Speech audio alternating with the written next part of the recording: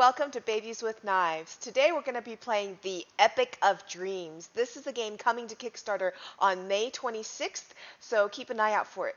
And GMing for us today above me is Drew Cochran, and he is the creator of The Epic of Dreams. Hi, Drew. Hey, how's it going, everybody? I'm good. Good morning. I'm excited. I'm still waking up a little bit, so I'm actually sitting Me down too. for once. Awesome.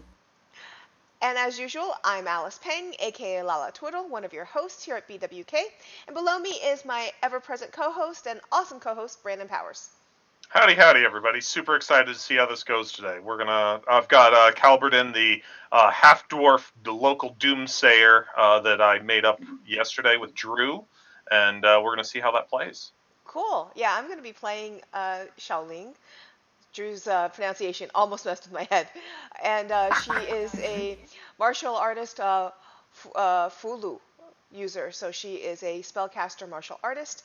And below us is our new friend and dear friend, Paul Malco, creator and publisher of Union City Heroes. Thank you for joining us again, Paul. Howdy, everybody. I'm very excited to take a trip away from Union City and play Dan Christensen, human scoundrel, Bard of York, Page of Jorman Jameson, and Sorcerer of Dragon's Blood. Love your accent. Both. Nailed it, my man. Love your accent on that. Okay, Cheers. well, Drew, why don't you take us away on this journey?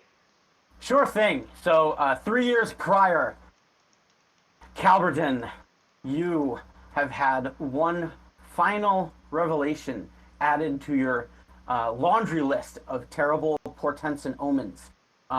You've seen throughout much of your fledgling adult life these spectacular visions of destruction and hailfire and hailstorms and floodings leaping through the lands in which you dwell. For most of your life, you've tasked yourself with the divine mission of trying to get the people who live around you to sort of turn their ways away such that they do not befall this terrible happening, and none would listen. The visions that you have had recently have not been these grandiose waves of apocalyptic destruction, but they come to you in sort of flares, almost as if one who gets terrible migraines, perhaps once a month. Perhaps for yourself, you get these visions twice a year in their full form. And tonight, you've had one more of these terrible omens. However, this one strikes you as very peculiar. You see through the realm. First, your gaze sort of juts up to the sky, and you see all of the glittering stars in their array, and you become one with them for a moment, and you suddenly see yourself looking down again as you are among these stars. And you look down and you see that you are suddenly in another land, a very peculiar place where the trees and their leaves have completely different shapes, completely different colors. Even the mountains, how they are carved out of the earth, just strikes you as a completely different design, almost as if it were created by an entirely different deity than the one you may claim to know. And in this realm, you find yourself almost as a bug sitting atop one of these very angular purple flowers. And you see before you this wide dirt road amongst these rolling hills. And upon this dirt road, you see a very violent scene. And what is before you? You see this woman that is bearing these journals in her hand, these weird scrolls with these sigils upon them. And she is riding on this red horse very quickly, as fast as she can, tears dripping from her face. And you see that in her face there is this violent gaze of righteous anger. And likewise, in her eyes, you see this glittering, as if she was one who had the ideals of a pure child in mind. And this woman, she strikes you such that you wonder who she is. You must come to know this person You find this within yourself. But chasing her is not one, but 3 riders on black horses each. There's one with this tall man with this long black hair billowing behind him, and he bears in his hands this heavy wooden spear that ends in this long curved blade that looks almost like the crown of a dragon. And you see in his eyes this fire, this murderous rage that wishes to destroy the woman that he is chasing after. And after you see these things in your mind, you wake up with a cold sweat. In the middle of the night, you find your beloved page, Gan Christen, has fallen asleep, taken too much to drink, and the open cup is sort of rested on his breast as he's just kind of slobbering with his head aside, mumbling things, perhaps the lyrics to one of his most recent songs. But you can pay this no mind as you are shaking with this knowing of these words. She can save all. Find her.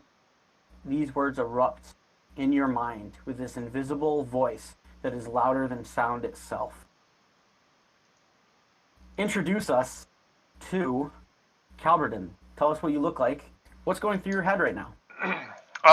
Startling awake from the vision, Calberdin's hairless body is covered in sweat from his fevered dream. He wakes up. This is a soliloquy, by the way. Sorry. This is your first soliloquy. Okay. Waking up, with a bit of a start in the stables that Gam, Christen, and I are. Did I get the name right? Oh, yes. Okay. And so I pull up, standing up out of the bed of hay that we have made, pulling the blankets off, move off to the outside world to look upon the stars that I was just seeing, and to orient myself to whether the stars are the same stars or different as I see them from where I saw them in the vision. I look upon the glory of heaven above me in the cold, dark night sky, reflecting back upon those 3 riders, and begin to kind of mumble those words that just came to me of that I must find her, and come to the conclusion, she may be the key that I've been looking for, a step upon the way to solve the problems of this world. That's a lot of pressure to put on someone. Yep, just like your mom. A lot of pressure. Just you wait, Xiaoling. Awesome. So that was a great soliloquy. Would you like an experience point for the group or Fate's Favor? Let me explain what that is. So we have group experience in the Epic of Dreams because we use it as a mnemonic device. We want to remember where all of the group is at once, so we keep XP as a group total, because at the beginning of every game and at the end of every game, everybody says, okay, we have this much XP starting off, or we have this much XP at the end. And after every game, you can spend that XP from the group pool to advance your character.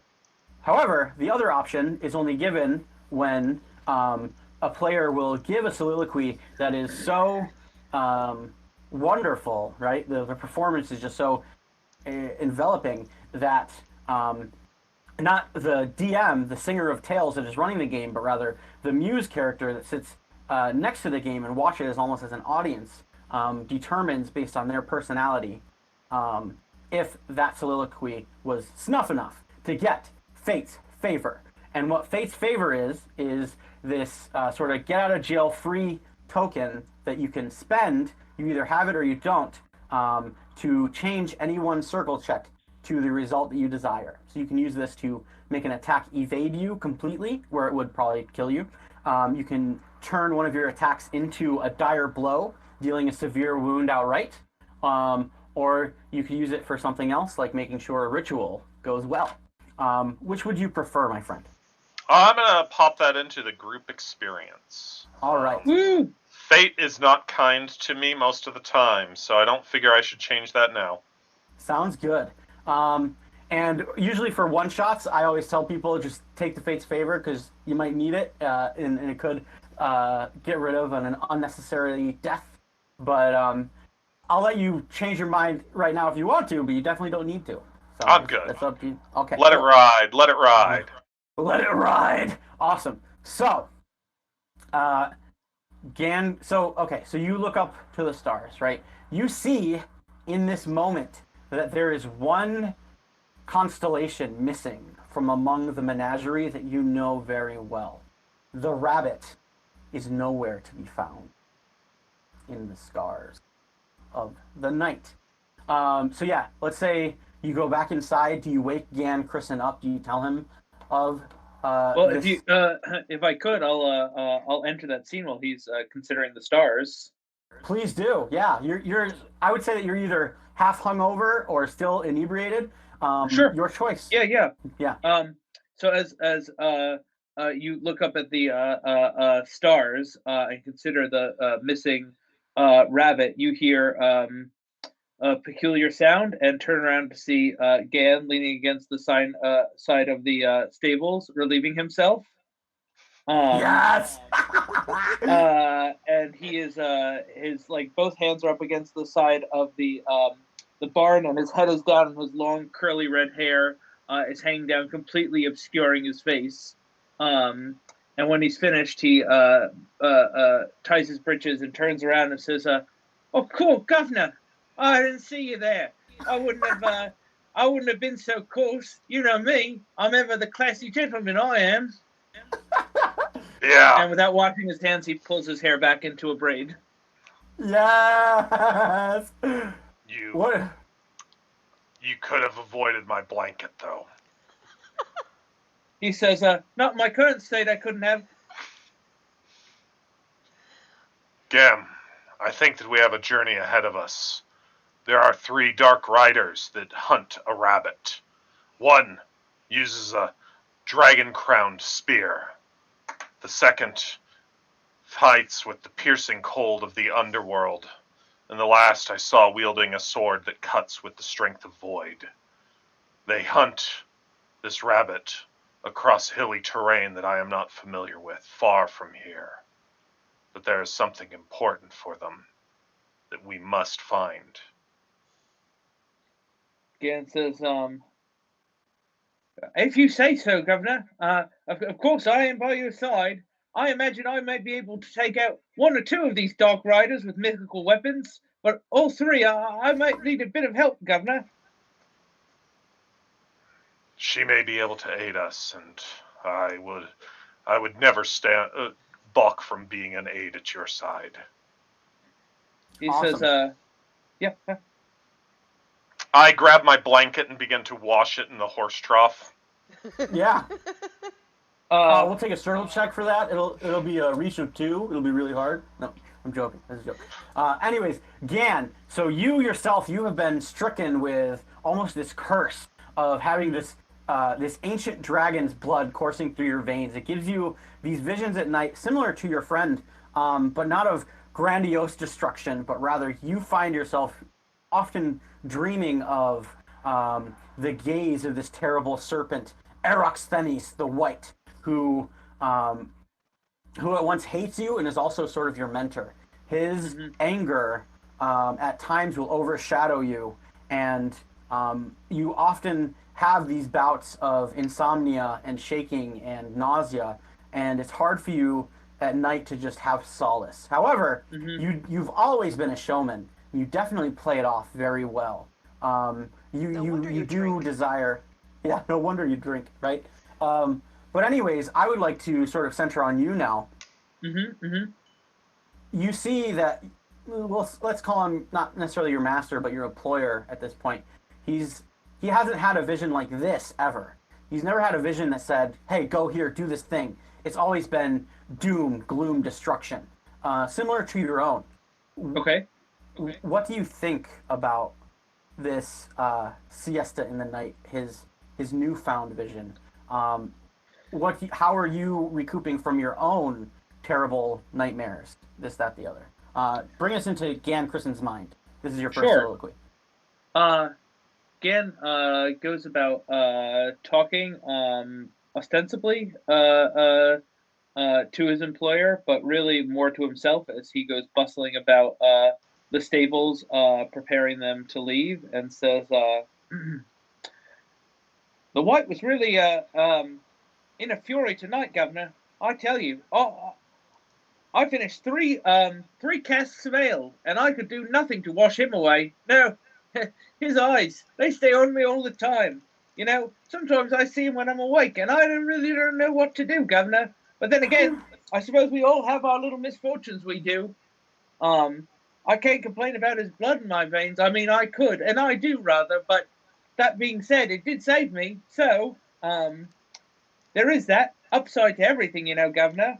But all the same, I would prefer to stay here. Maybe find a way to tap into that fourth cask rather than going off hunting rabbits. I mean, there are rabbits in the woods here, I would imagine.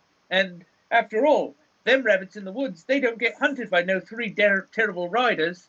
But I am your man, sir. I will go, as ordered, of course.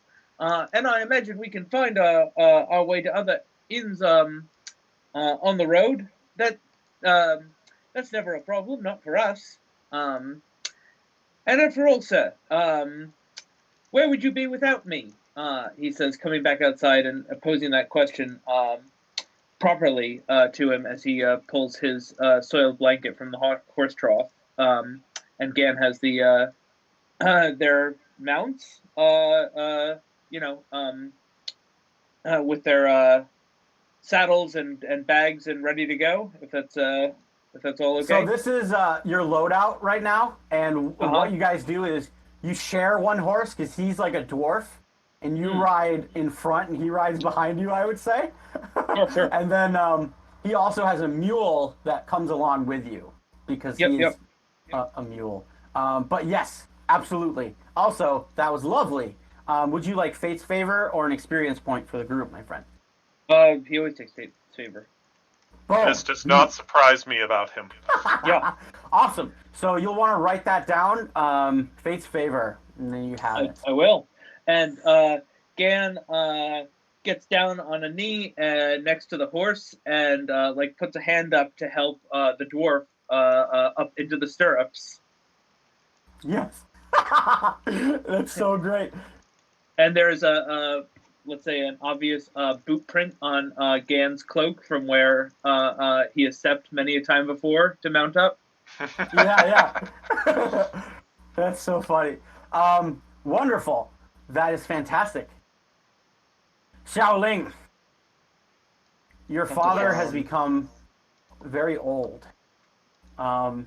With your mother passing, it seems that the joy of his heart, the laughter that he would always bring upon you in times of any kind of trouble, it's been hard for him to summon it these past years.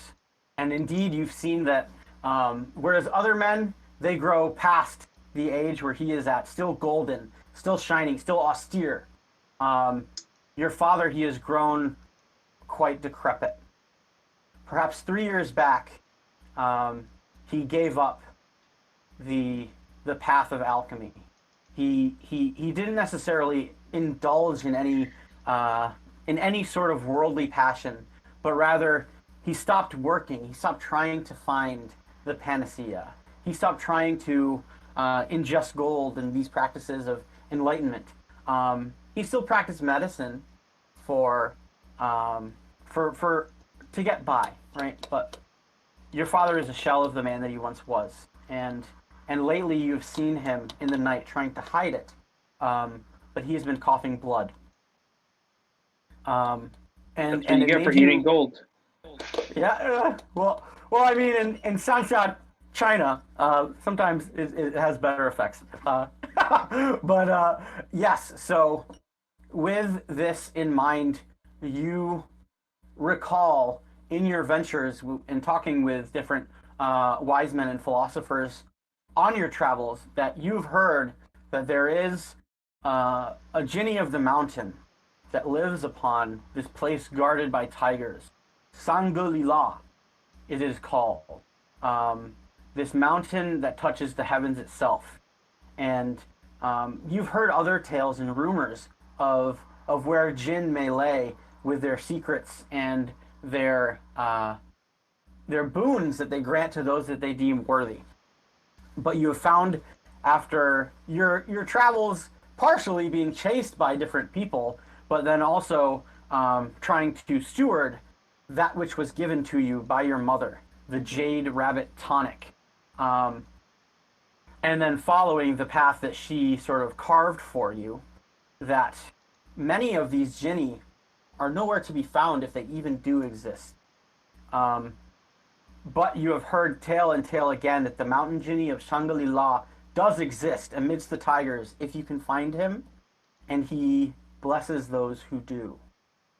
And for the sake of your father, perhaps you have tarried from your path of finding out the secrets of Fulu, and you are now pressed with finding this mountain Jinn. And this is now 3 years later from our scene prior. And indeed, you are now being chased by your nemesis, Lu Daxia, and his two men, each of whom have been blessed with the powers of different lords of the underworld. And Lu Daxia himself, you have fought with him several times, but he claims that he who he serves is indeed your uncle, a fox spirit of the outer realms himself, and Lu Daxia has told you to your face that your mother was not a servant of the King of Heaven, but rather she was a thief who stole for only her own gains the relic that you hold so dear now. And in this moment, on this bright day, sun-stricken as it were, next to the river, you run past on your red horse. You can give it a name if you want to. And you find that these three riders are coming fast towards you. Likewise, Gan Christen and Calbraden, you have found yourself in this same place as if you have seen it before. So it is before you. You see Xiaoling. You do not know her name. But now all things come together. What do you do, climbing Xiaoling? up the mountain, apparently. Not yet. We're okay. near the mountain. But right now, you are on your horse. You're trying to get rid of these three riders who are your enemies. Okay. Also, before we get to the rider part, well, actually no, we'll do the rider part first. Oh yeah, tell me what you're doing. I am trying to ride as fast as I can, heading towards the mountain, pushing my horse right now, trying to basically outpace them, give me enough distance so that I can, lose the riders. My plan probably is to, when I can get out of sight or take some cover, to drop off, to rapidly dismount off my horse while it's still going and just tumble off my horse, martial arts off my horse, and keep my horse going and let the riders follow the horse and try and basically disappear and start climbing that mountain. Because I know that my mother did not steal was no thief. She would not have been a thief. That's not the person she was. Absolutely.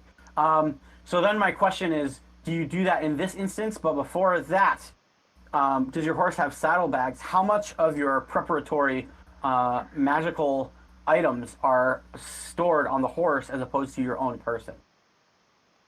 I think that I was traveling pretty light, so Okay. most of it would be on me. Okay. I might lose like a change of clothes on the horse, but knowing the travels that I was dealing with, I probably would have kept most of it on my back. Cool. Do we want to say that you have?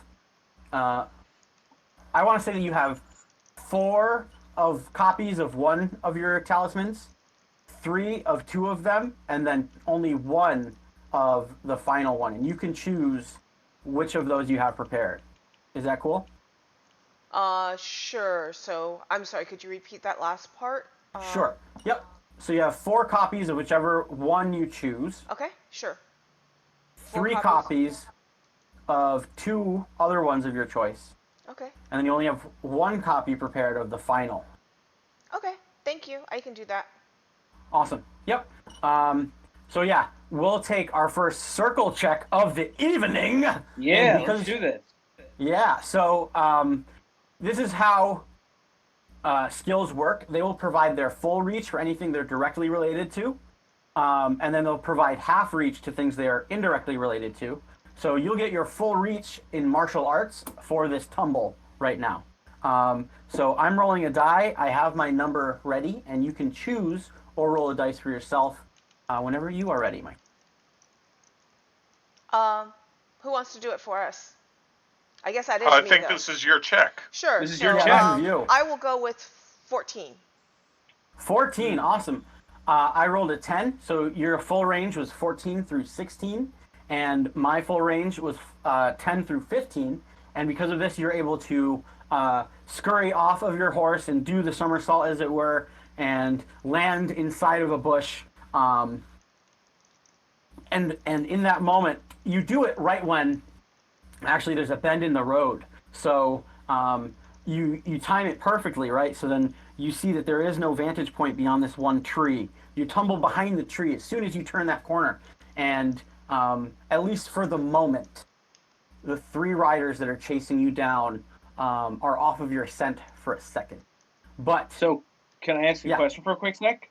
The reach of the number you rolled is based on the difficulty of it, and the reach of her number is based on her skill. Is that my understanding correctly? That is perfectly correct, yes. Yep. Okay, cool. The average And if difficulty anywhere is... in those 2 reaches touch, then it's a success. Yep. And because in this instance you rolled a 14 through 16, Yep. both the 14... And it rolled a 10 through 15. So, yep, okay, cool. And is there any advantage to having more numbers in that overlap, or no? Any as long as there's an overlap, you're good. Yeah, we try to keep it as simple as possible, because more time calculated is less time in it. You know what I mean? Yeah, right, fair enough. Cool, awesome. Thank you. I just wanted to understand. Thank you for asking, because I just riff.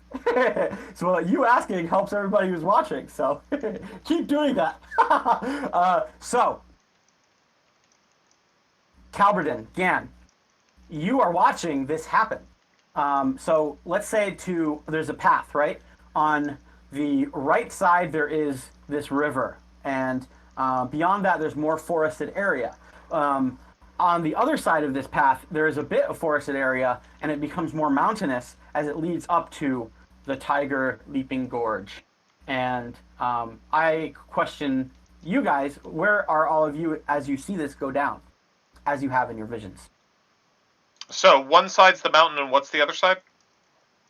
So there's the mountain, there's a little bit of forest where she just rolled into, then there's the path, and then there's the river on the other side of all of that. Beyond that, there's more forest.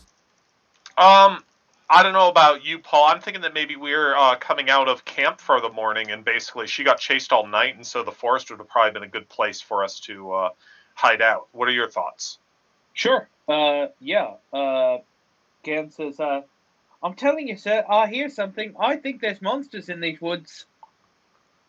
There are monsters in many woods, by all means. It is our duty to find them and remove them, lest others suffer their fates. But look, down there, the rabbit that I have spoken to for these long years. There she goes, and she has lost her red feet. We must go to her aid. The horse, do you not see it? There, that bolt of red with 3 riders upon it. And then I saw her jump off the horse. The rabbit, sir. Sorry. So, Calberden, for this scene, you have gained ardor because your performance has delighted the muse, not myself, and I will name the muse that I'm using, whose personality sort of directs these narrative benefits and also the improvised information that helps me create new scenes very quickly. And I'm using Velma, my grandmother, as the muse today, to whenever. And she has given you ardor for the scene. So you can spend that, much like Fate's Favor, but you can spend it to get a free boost, getting a second chance on any circle check that is not a dodge check. So. And second check is after you fail it, or are you just like, I want to spend ardor and therefore I get 2 numbers? Either case is fine with ardor. Usually it's always before. Yep. So, anyways, Gan, you were saying. Sorry to cut you off. No, he has faith in his master and trusts that if he saw a rabbit run off that horse, then there was a rabbit ran off that horse. He's seen Perfect. Stranger Things. Yes. I love that show. Very great. Yes. And also, you know, yeah. shape-shifting means that my stuff melds into me when I turn into a rabbit. Oh yeah. Are you turning into a rabbit right now? When I jump off the horse, yes. When I get Okay. when I get the horse into cover, when I get the horse through some cover, I'll turn into a rabbit, jump off my horse, and basically start booking it and a different direction so that the riders will continue following the horse. I probably would have left something on the horse, like I said, a change of clothes, but I probably would have left something, a magical residue or something to try and keep them on the horse, heading towards the horse while I try and take my escape. Right now. Awesome. Since I so, how do you guys meet? That is my question. Who sees who first? Ooh. We're heading down there to look for her by all means, trying to make certain not to engage these 3 riders, because it's not so much defeat them, but get to her is what my mission has been. So absolutely. So you give me a sight check. Sure. Yeah, Gan, tell me what's up. As we see her and prepare to leave, as long as this is something that's cool with you, I think he's impetuous enough to grab leaves or like kick the fire into the underbrush. Sure. To start our fire and be like, cool, let's let these guys investigate this while we go and find the rabbit, and then we can just leave. Forest fire is not our concern at that point. Yeah. Also, Gan, you have this ritual from your sorcerer's blood that lets you tap into the sort of senses and metabolic power of the dragon, and it makes your senses very acute. It makes you sort of become this hunter-like being, and you've used it before. However, you may not actually like using your sorcerer's abilities because of the adverse effects that it has on your person. Mm-hmm. So I'm informing you that you have that option right now, sure. But you don't have to use it if your character would not want to use it. Yep. Okay. Very good. Thank you. Yeah. He just kicks their like little campfire into the underbrush to try to start a larger fire, and then grabs the horse. Awesome. As we've seen in the previous scene, kneel down. The boot print is now much more pronounced after 3 years on its case, and says, "Quickly, Governor, on the horse!"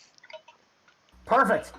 Give me a check for that kick. You can use your underhand skill, which is your roguish combat skill. I will. And I am ready whenever you are. So my underhand is 2, and I choose 7. 7. So 7 through 9. I chose 3 with a reach of 5, so you connect. Therefore, you're able to kick this little campfire into these eastern woods, and you see that eventually some saplings begin to crackle, and smoke, black smoke, begins to billow from near your campsite, and you run down on your horse with your companion down out of the woods, I assume? Yes, absolutely. As he rides away, the smoke from the fire he started for a moment resembles the dragon that he sees in his dreams, and he turns away, flinching.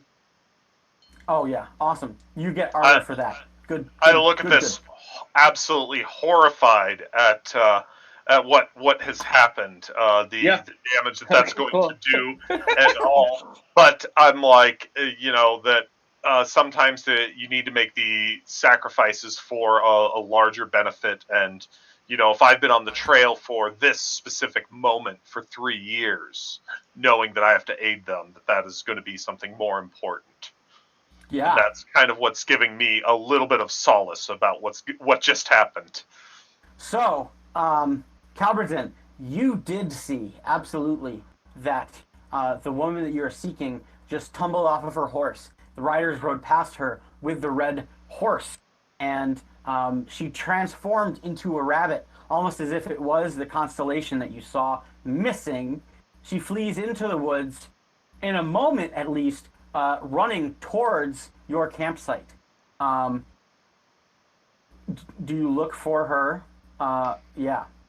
Yeah, by all means, Yeah, guiding I'm rabbit spotting. Yeah.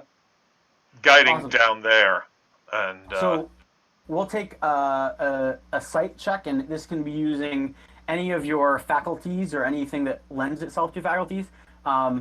You have soothsaying and underhand, and I believe scribing as your skills, correct?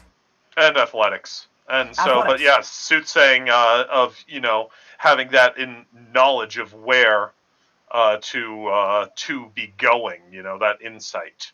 Sure, Uh, yeah. We'll say that that's indirectly related to your prescience in general. So you'll get 2 reach for this check, okay? okay, And you can spend ardor to redo it if it doesn't 9. work. So So I'm give me gonna that whenever say you're 9. 9, awesome. So 9 through 11, I guess. 9 through 11. I got an 18, so it was 18 through 4. You didn't spot the rabbit unless you want to spend ardor. I'm good. Try again. Okay.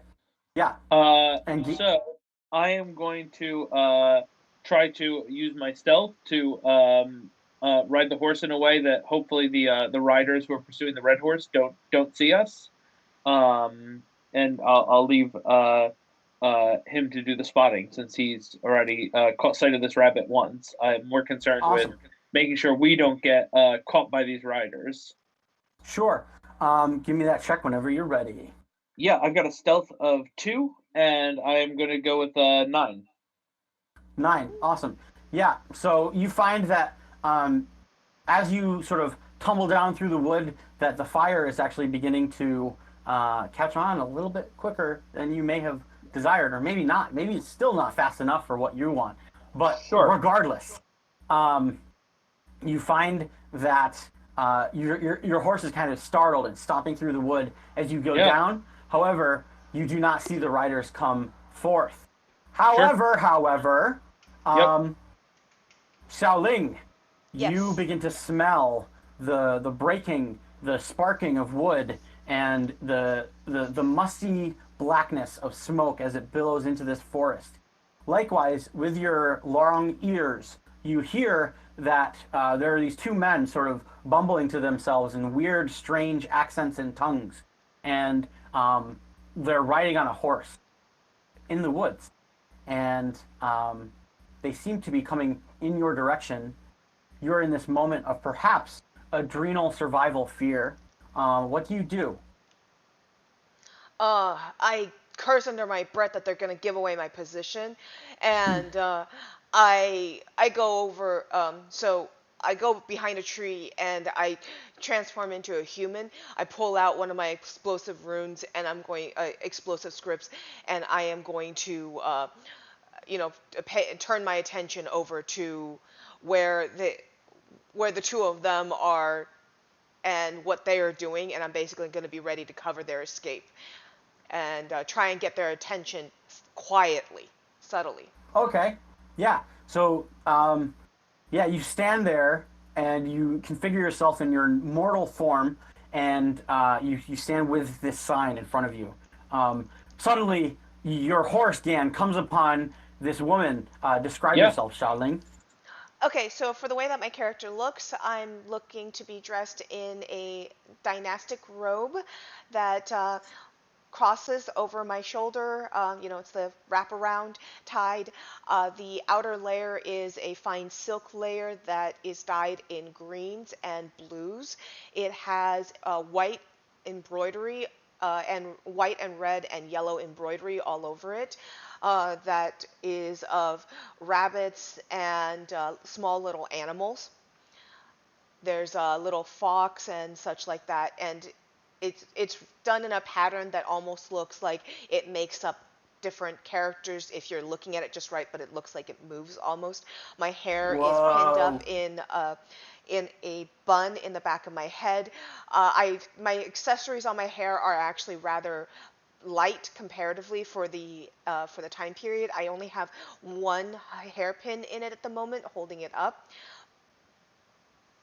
So yeah, and no makeup on, just other than the robe, it's simply dressed.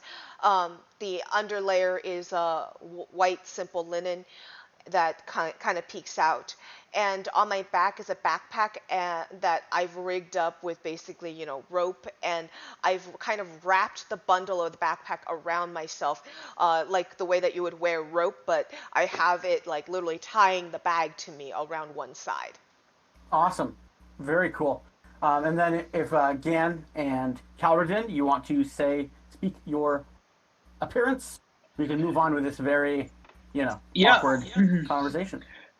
Gan in the front of the horse has his shoulder length, very curly red hair bobbing freely around his head. He's kind of got a round cherried nose. When they are in the city, Gan is overly fond of wearing rouge and lipstick and makeup, but on the road right now he just has like a little bit of red on his cheeks from the last time they were in a bar maybe a week ago. He wears traveler's clothes, though he has more finery stuffed in a sack, though some of it was lost to the infamous fire last year. Yeah. He has his loot, which also has still some fire damage from that same infamous fire last year. His travel cloak has the familiar boot print on the back of it at the center of his back. And he wears fur-trimmed gloves. Awesome. And of Calverdin. Calverdin is in he's got a well-muscled body, but it's hidden beneath traveler's clothes that seem like they'd be much more associated with what a scribe would wear than a warrior type. He does have some leather armor on at parts to give him some protection, and a sword strapped to his back. His face and head are completely hairless, no eyebrows, no eyelashes, or anything like that. And his face is built into a very hard, stern look. His eyes, well, he has the body of a young man, a very physically fit young man. His eyes have a haunted look of somebody much older that has great regrets about their life. And Awesome. behind him, he, as we are moving along, he is holding the reins for a mule with some saddlebags and such on it. Lovely. So, you all see each other. The lady is holding this large sign with a sigil written on it. And you guys are coming down the forest that is on fire behind you, kind of like Con Air, but less plains. So, what do you guys say to each other? This is what you see. I told you that there would be the rabbit. She has run long, pursued by the three. Gan says, "Her, Governor. All right. Miss, we need your rabbit." Shh, you guys are gonna get into trouble. She is the rabbit. Are you quite sure, Governor? Miss. Do we understand each other, by the way? We're not going to do language barriers, right? So this is how I'm playing it. Xiaoling, you have your little friend, your little pig, Xiaoju, and it is very useful at times, but one thing that it does is translate for you. So, there you go! I was going to say that, scribe and such, so I probably know different languages as well, that and, works. if we have known we're coming this way. Same thing as a bard. I imagine I have some language proficiency. Cool. Even better. Perfect. That works works. great. Shh. Gan says, can I have beer? Would you like to kiss? I don't know much more in her tongue than that, I'm afraid. You need to be less concerned with her tongue, boy, than getting us out of here. All three of us. He says, I was given a vision of you years ago when the stars fell from the sky. That night I saw this day, and I have journeyed long and far to find you since that time, to find this strange land that lies before me. What can we do to aid you and get you away from these three pursuers of yours? Wait, we need to get up that mountain. Quickly. What do you mean you saw me in a vision? Let's talk about that later. We need to get up that mountain and we need to get away from them. Gan Awesome. looks. Is she pointing to the mountain that's on fire? No. Good. You guys got like a forest, and it's gonna be on fire pretty soon. It is on fire now, but the mountain itself is a bit farther down from where you are now. Yep. So, do you guys go on the road? Do you take an alternate path, or Gan looks to his master and says, I don't suppose we have room for all three of us. I could lead the horse, or we could ask her to walk along. I pop myself off of the horse. She has gone long through the night, I believe. Are you weary? You can ride by all means. I will walk along. I would say in dire situations you have ridden the mule before. It's not completely out of the question. Yep. I should be able to, keep up for a while. Sure. Likewise, Xiaoling, you hear your little pig familiar. It goes to you. Look strange. They look strange. They look strange. And it just keeps repeating that in your ear. But we're in a hurry. We'll figure that out later. We gotta get away from the bad guys first. Xiaoju does not like this. One bit. Yes. I hold my hand down to this girl my master insists is a rabbit to offer a hand up onto the horse. Oh, sick. Oh, well, come on, miss. I get on the horse like they're offering, and I'm trying to basically stay undercover so they don't of the trees so that the riders don't see me. Awesome. Yeah. So, do you guys make your way out to the road? Do you tell them? I would assume that would. I don't know. You guys tell me what you would like to do. Get away from the fire and stay hidden while we move somewhat in that direction towards the mountain that her goal is. Sure. Yeah, is my thought. You look down the road and you know that the path through which the riders went, it leads to the mountain, so you have to go that direction to get to where she wants to go, more or less. If you went down the road, you could also go in the forest in the opposite direction and try to just parallel with the road. However, we'll say that you guys came from upstream from here as well, so the place where all of these people came down from. So you haven't traversed this lower land near the mountain itself, let's say. So Gan will turn them onto the road and say, this ought to be the quickest path. Is he aiming us towards the way that the riders have just gone? Yes. Yes. However, you look and you see that there are no riders to be seen. They're not there. They seem to have gone on.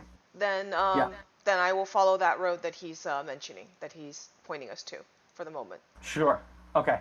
So you follow down the road. After a good, let's say, 20 minutes, you begin riding down. Within that time, do you guys talk to each other? Yes, like, hey, I'd love to. Absolutely would Yes. love to. So you're Gan- riding down the road. Gan I'll says, interrupt you guys as you see new things. How's that? Okay. great. Awesome. Gan says, all this time, I was wondering why we were going after a rabbit. But taking a look at her, I understand now, sir. As I have said, the two of us journeyed long to see you, and I told you that can you not feel the strength within her aura? She does have a great power within her to change what will come.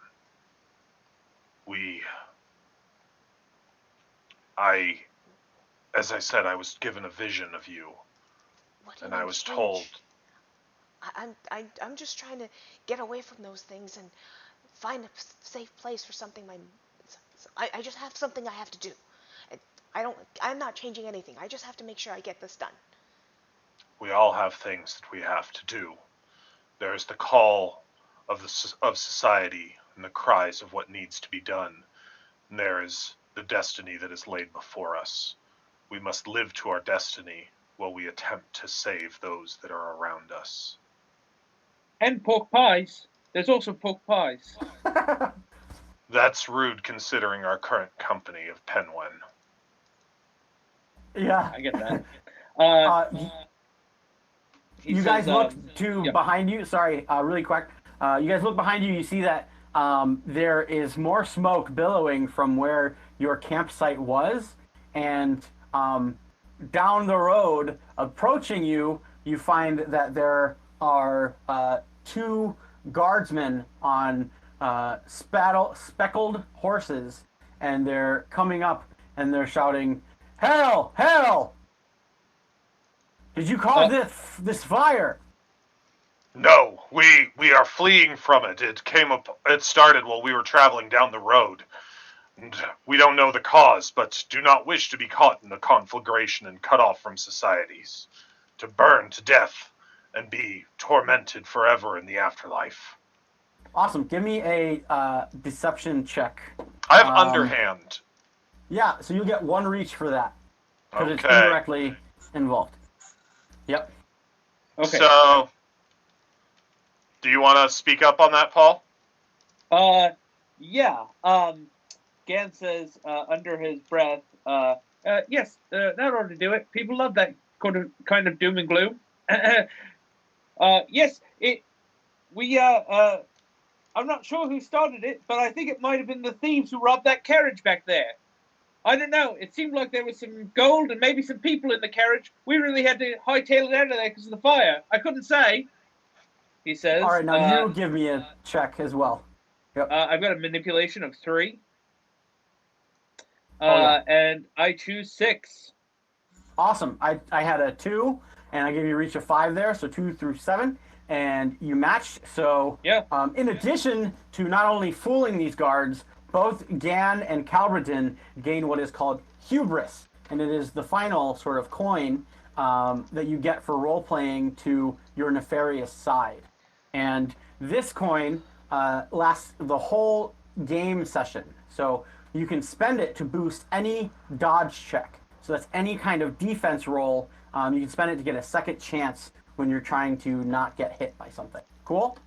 Yeah, got it. Both of you have that for your misgivings of the flesh or whatever. Yeah. So you continue down the road. They turn to you comments, under his breath, the way you're talking, you sound like a person who would start a fire. Just go along with it. People will run if they think there's gold. Everyone runs if they think there's gold. The way that you talk, you sound like someone who does not realize the destruction that comes upon us, that we are all destined to aid in the ending of. We must continue the journey, lest this world burn, all of it, and then this little fire of yours will be nothing but a match. Gan shrugs and says, "What do I know about a forest fire? I didn't start it." Oh my god. Yeah, so luckily you're beyond earshot, but as they're leaving, they tell you, "Well, go into the town and make sure that you tell the people that are there that we need water. We need men and water. Quickly now, under the mandate of the magistrate. Of course, right away. So they sort of send you forth with this sort of drafting call message. there. Yeah. And as soon as they're ridden away, Gan says, "Bugger that." So you continue at your regular pace then? Well, I think we should hurry, but hurry towards the mountain. Yeah, awesome, perfect. So you do so. You come upon the mountain pass, and as you get there, you find that there is this wide sort of dirt circle. It's almost like just a pavement that's where like a roundabout can take place. So it's like this big triangle sort of shape, and then as it narrows up towards the pass, you see that there are on either side these two large mounds, and they have different carvings in them, and they have different prayer flags written around them, and you know that this is the road to the temple that is on top of this mountain. As you look around, you find that there's no one to be seen except for a beggar. He's sitting in this squatted position. He's laying his back against the large stone that we described before, and you see that at the ends of his arms, one of them is kind of chopped off. In the middle of his forearm section, it's just covered with scarred, bruised skin. It's darker toned than the rest of his complexion. Likewise, the other arm is gone at the elbow. You come up to him. You see that he has these very deep sunken eyes. Many of his teeth are missing, and he just sort of repeats himself. Alms, give me food, please. Do you have coin? I'm gonna, pull out some food that I have in my bag and share it with him. Do you guys dismount from your steeds as you do so, or yes? What's the okay? Absolutely. Ganon's gonna look around first, because while he feels for this guy and he already has a plan, he's like, getting off our horses seems like that's the sort of thing a sucker would do right now, and that sucker would lose his horse. So awesome. Gan takes a good look around first. Yeah, and you can use underhand for that. And give me a check whenever. I'll choose 14. 14. My number was 4, and I gave you a reach of 5. So with your 2 reach, you don't see anything. You kind of feel like that this guy, this is where he's sat for at least 20 years. And he's probably sustained himself so Gan jumps off the horse, and will, hold the reins, but walk over to the guy. Since these two are going over first and foremost, Gan will fall back and let them do the talking until they screw it up, and then he'll step in. Totally, yeah. So, so you engage with this beggar, Calverdin and Xiaoling. What do you say to him? Do you say anything? Do you just give him the thing and move on, or how do you play it, as it were? I will, like I said, I pulled some food out, and hand it to him. Elder, what has you on this road? He says, "Oh, I've been here nearly all my life, and I'm just very sad at what I have seen." And as he speaks this, from atop the stone, you hear this voice boom down, and it says, "Hey, I recognize you. You owe me that money." And then you look up and you see this scruffy young buck of a man, and he has this long spear in his hand with these 2 feathers at the tassels. One of them is blue, the other one is red, and he sort of pointed down at you, and he has his hand sort of in this fashion.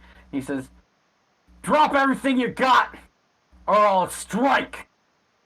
And as you hear this, from around the corner of this stone, there come out 3 other figures, and they're 2 younger boys with no shirts on. They just kind of have this loincloth on. But one of them has a headband, and it looks like he's been training Gong Fu all the days of his life. The other guy looks a little flabby. But the third figure that comes out and steps from behind this is this severely scarred, stunted dwarf young person. And you see that he has all these scars on his face. He's bald, and he has the same sort of almond eyes as the rest of the people that you've seen here in your travels, you Westerners. But you can see that he's kind of along for the ride, and his movements don't seem like he's all there. But likewise, these three circle around you, or at least try to, and they're spitting on the ground with grins on their faces. What do you do? And I'm going to post this in our little chat here. But this is our first combat, and for combats we have this little illustration. Come on, I just got it right there. So combats happen in rounds that are called bouts, and they have three phases. And there is no initiative system here, but instead we have these three phases called decision, where each of us speak what we want to do. And then we have resolution, where we bring it all to the circle and decide how it goes down. And then after this, we have the consequence phase, that sort of where I describe the aftermath of what takes place and the new problems that arise from it. You'll describe how you do your actions in the resolution phase, but you'll leave, for the most part, your just what happens and how it ends ambiguous, and we'll come back around it. It's a lot of fun.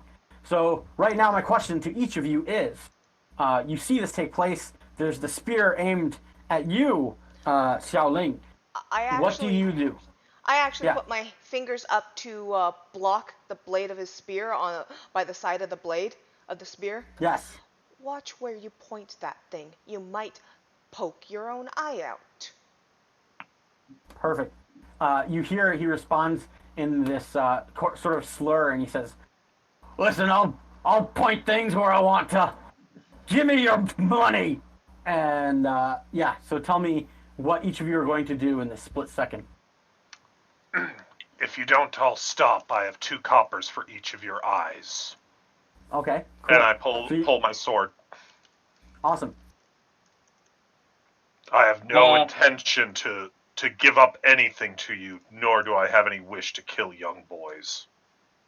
So then, for your action, I would like so how we do this normally is we have this thing called the Circle of War, and that is an imaginary circle that we place on top of a scene, and that circle is placed right where the most carnage either is or is about to happen. And what we use it for is describing everything that's relevant from the outside, and it spirals in, and it gives us a sort of a little bit of an order to this ordered chaos, as it were. So starting from the outside in, I would say that those who are closest to the beggar would be at the epicenter. So we'll say that Xiaoling and the spearman is in the center, and we'll start off with Gan, and we'll work our way towards Xiaoling. So Gan, you see this. Yes. You see this go down. She sort of puts her fingers up towards the spear blade. What do you decide to do in this moment? Violence is sure to break out.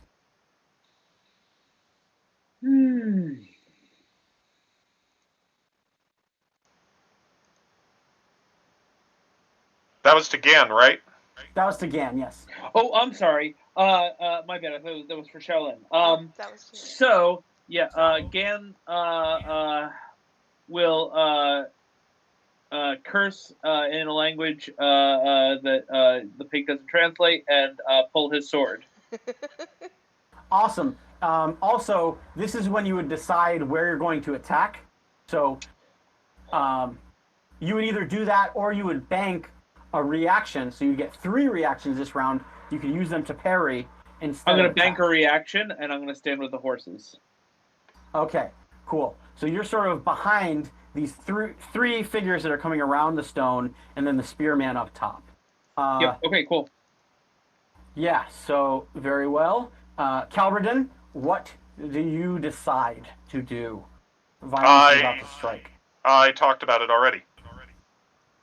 Yes. So then are you banking a reaction as well? You're sort of readying your blade, but you're not attacking anyone. Is that correct? More, I'm trying to get them to back down, so it's not just banking a reaction, but trying to get them to piss off that they see that the people that they're trying to are, some of them armed, and maybe that's more than what they want to deal with. Yeah, he's trying to intimidate them. Awesome. So we'll say that intimidate is your action, and we'll give it a really great moment inside of the swath. Likewise, Xiaoling, are you banking a reaction, or are you ready to strike the man that is above this stone with his insolent spear?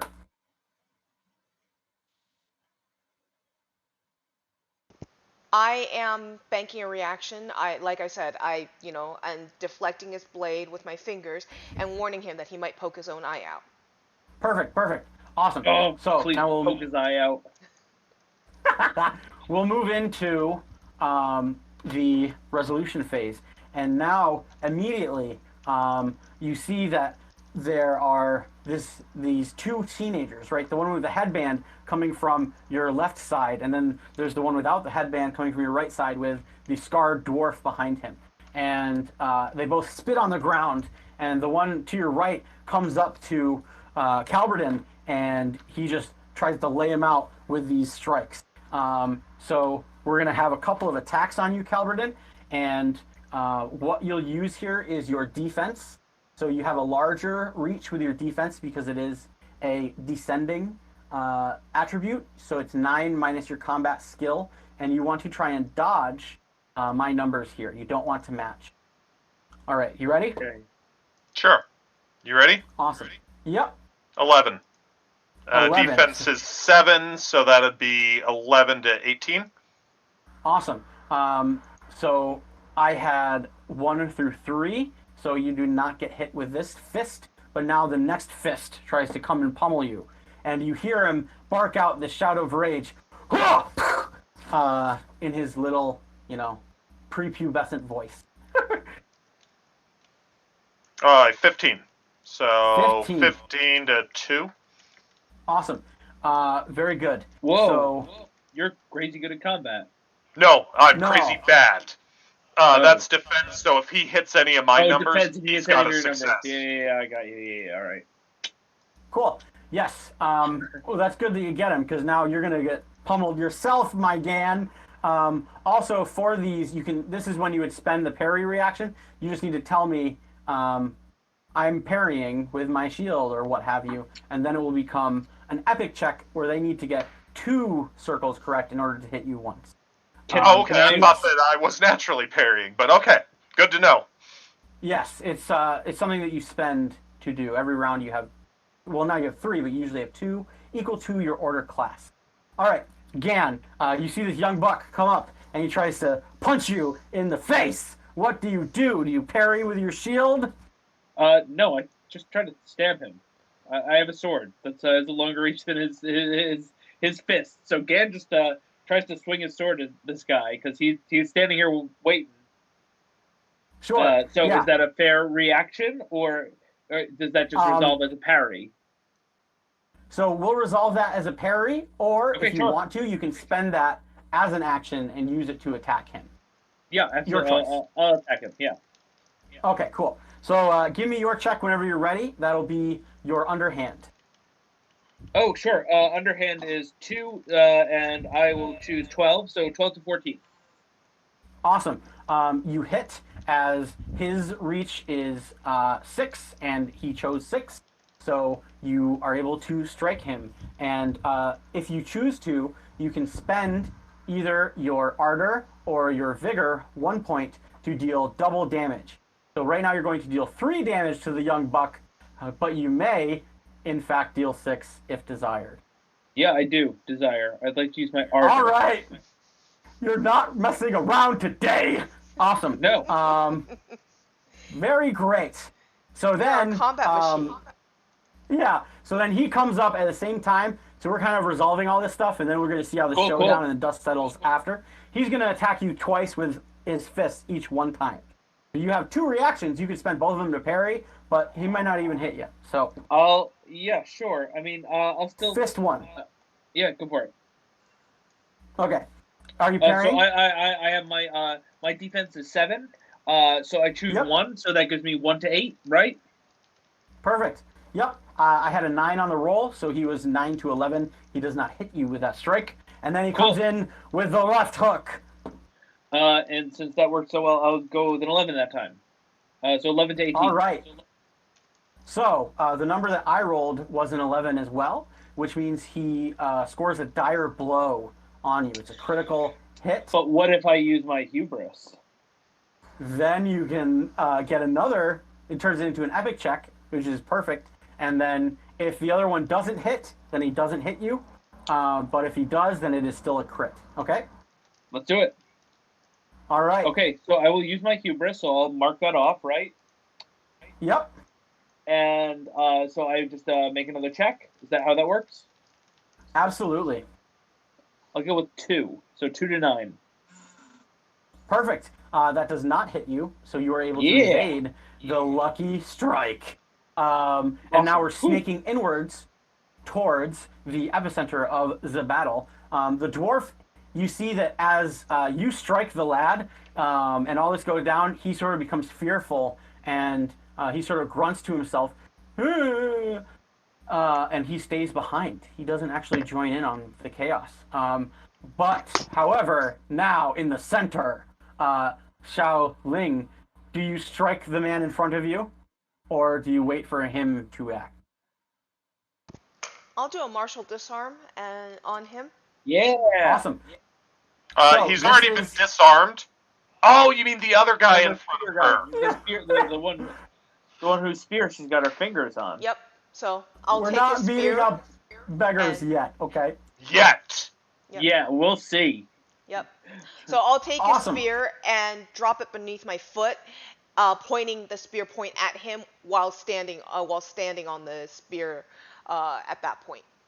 Awesome. So for that is going to be a combat maneuver, and as a baseline, any combat maneuver is an epic check, so you'll have to do 2 attacks essentially, and then if you do that, then you can perform what you just described. Can Okay? quick thinking help me at all on this? This would be martial arts, yes. Yeah. I So- have martial arts as well, obviously. Yeah. Cool. So quick thinking wouldn't help you in this instance Okay. if you're using martial arts. Yep. Sure. But whenever you're ready. I will do it. All right. So, So that's it. I've got my number. Do you have your number? Oh yeah. Okay, so I've got 11 plus. I have a martial arts of 2, I believe, so that's 13. Yep. And I don't think I Okay. get to add anything else, do I? Like my level or anything? No, so yeah, that'll be your skill, and you add your skill to that, so that'll be Yep. 11 through 13. That one missed. However, you can spend a vigor to boost right now if you want to get a second chance. It'd be best 2 out of 3. I'll do that. Awesome. So then give me the second of the third attacks, as it were. Okay, 5. 5. Awesome. Now for the final. For the final, I will try 17. Awesome. Yeah. So you're able to describe it to me exactly how it goes down here. You So, disarm the like I said, spear. my fingers were on his blade, warning him that he might poke his own eye out, and Yeah. then I will reach into his space, and I will disarm him of the spear, drop the spear below my foot, and stand on it, Awesome. pointing the spear and head at him. And for this awesome thing, one, you lose 1 vigor because you spent it to boost that check. And as well as this, the muse has given you ardor for the scene. So you can spend ardor, like we said, to boost any circle check that is not a dodge check, as we said. Okay, so I ver- can remember that for the rest of the scene, I have an ardor to spend. Awesome. Yes. Yep. And you can also mark it off on your fillable character sheet. Yes, so then likewise, as this happens, the young man, he becomes infuriated. He throws himself down from the stone at you, unarmed now, and he tries to smite you with his foot. So give me a defense 12. roll. 12. Awesome.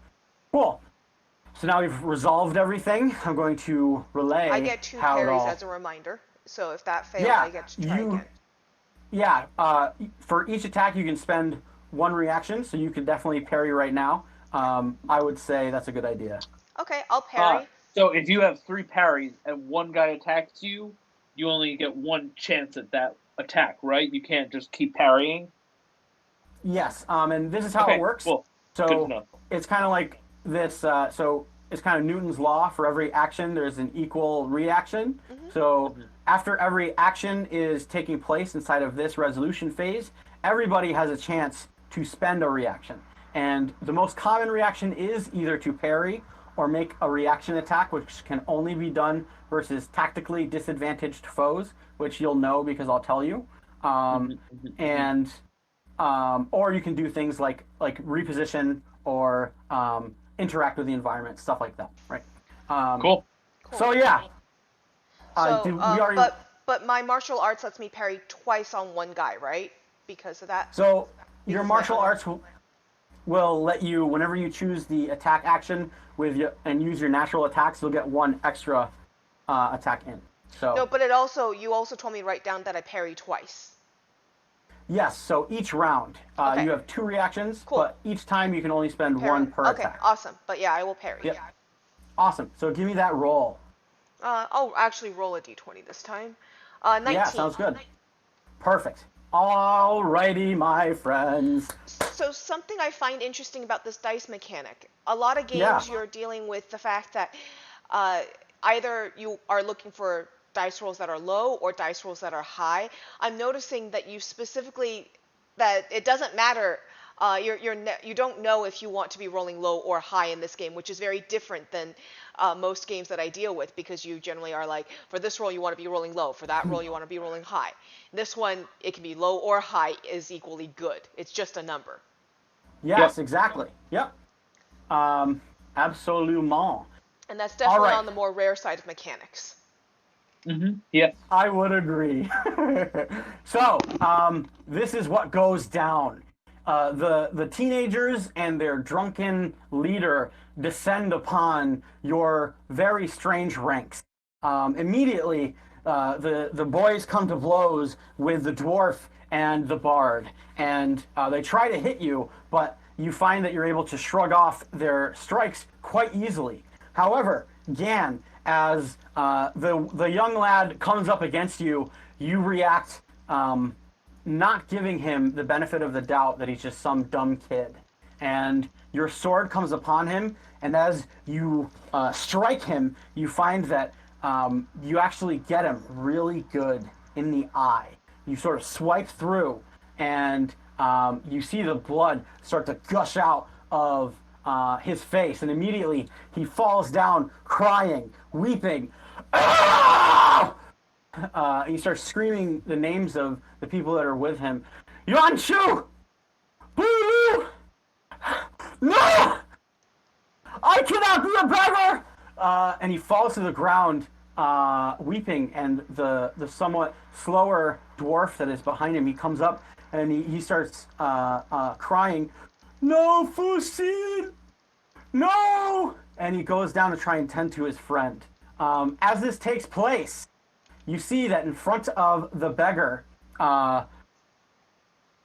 Xiaoling, she takes the spear away in an instant. She sort of moves it around, flicks it up, and leaps atop of it, balancing perfectly. And the drunken man from the top of this stone tries to come down and smite her with a kick, and he just falls to the wayside. And he actually falls kicking the beggar, and they both fall to the ground, and now the old man is in a huff. And the spearless man now curses under his breath, and he says, "How dare you! That's my cousin, my little cousin! Now you certainly owe me for what you've done!" And he points his finger at you, Xiaoling. What do you guys decide for the next bout? They didn't go down. They didn't leave, so We're going over. I'm in. Yeah. Okay. You see that they, inside of this moment, the teenagers, especially the one that was attacking you, Calverton, he begins to back up really quick, and he has this sort of fearful uh, uh, gaze on his face as he's looking at what you can only assume is his younger brother, whose eye is bleeding out on the side of the road. Uh, Yeah. Gan doesn't want to press. Gan wants to try to follow up on Calverdin's intimidation with his own, especially in this moment of I actually vulnerability. missed that. So let's do that right now. So, Calverdin, speak to these fools and tell them to F off. Like I said, I have I have no desire to kill young children. But if you come at us, if you demand from us, well, the money that you will get is 2 coppers, 1 for each of your eyes. Awesome. And you're going to get to make this check with a free boost because of everything that's gone down. It's going to be super easy. So give me the first roll. And this is going to be... Yeah. So, I don't know that I have a skill. I've got Underhand, and I've got the Soothsaying with my Visions of Destruction, but nothing specifically jumps out as, specifically dealing with intimidation from what I see. So we'll give you a reach of 1 here, because we'll say that this is... you perhaps use your righteous indignation, which is tied to your Soothsaying. Yeah. So... All right, Yeah. so I'll go with 12. So reach of 2, you said? Oh, yeah. 1. Reach of 1, we'll say. Reach but of you 1, get so 12 and 13. free boost. Awesome. So now give me the second one. Oh, let's go with 5 and 6. All right. Yeah. So you see that as this man, you sort of quit back to him as he says now, surely you owe me this debt because you've taken the eye of my cousin. Yeah. So you say that to him. What do you tell me what you said again, just so we have it right here. Basically, if they come at us, they will get no money, but I will get in the end give them 2 coppers, 1 for each of their eyes. Basically, pay the tollman kind of money. Gotcha. Maybe it doesn't translate to their culture. It does not translate to that culture, but Yeah. but you get it, and that's what matters. They can tell that it is not good coppers.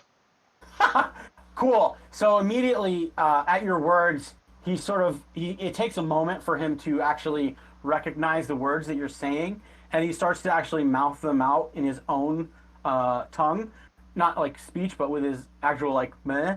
So he starts to like mull over the tones and the syllables that you say, and then he finally clicks, and he just takes a deep breath, and he steps back and he says, "Fine, but give me those coppers."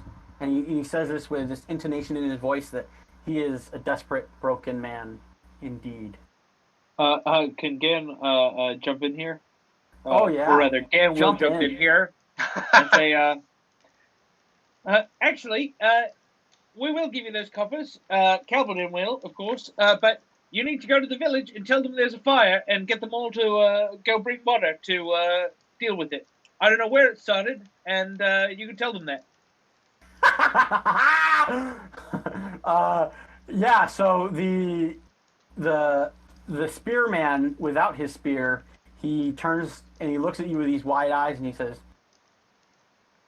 "Surely it will be done." And then he turns to the boys and he says, "Boys, let's get out of here." And then yeah, Gan says, "All right, Calverdin, pay the man, Governor."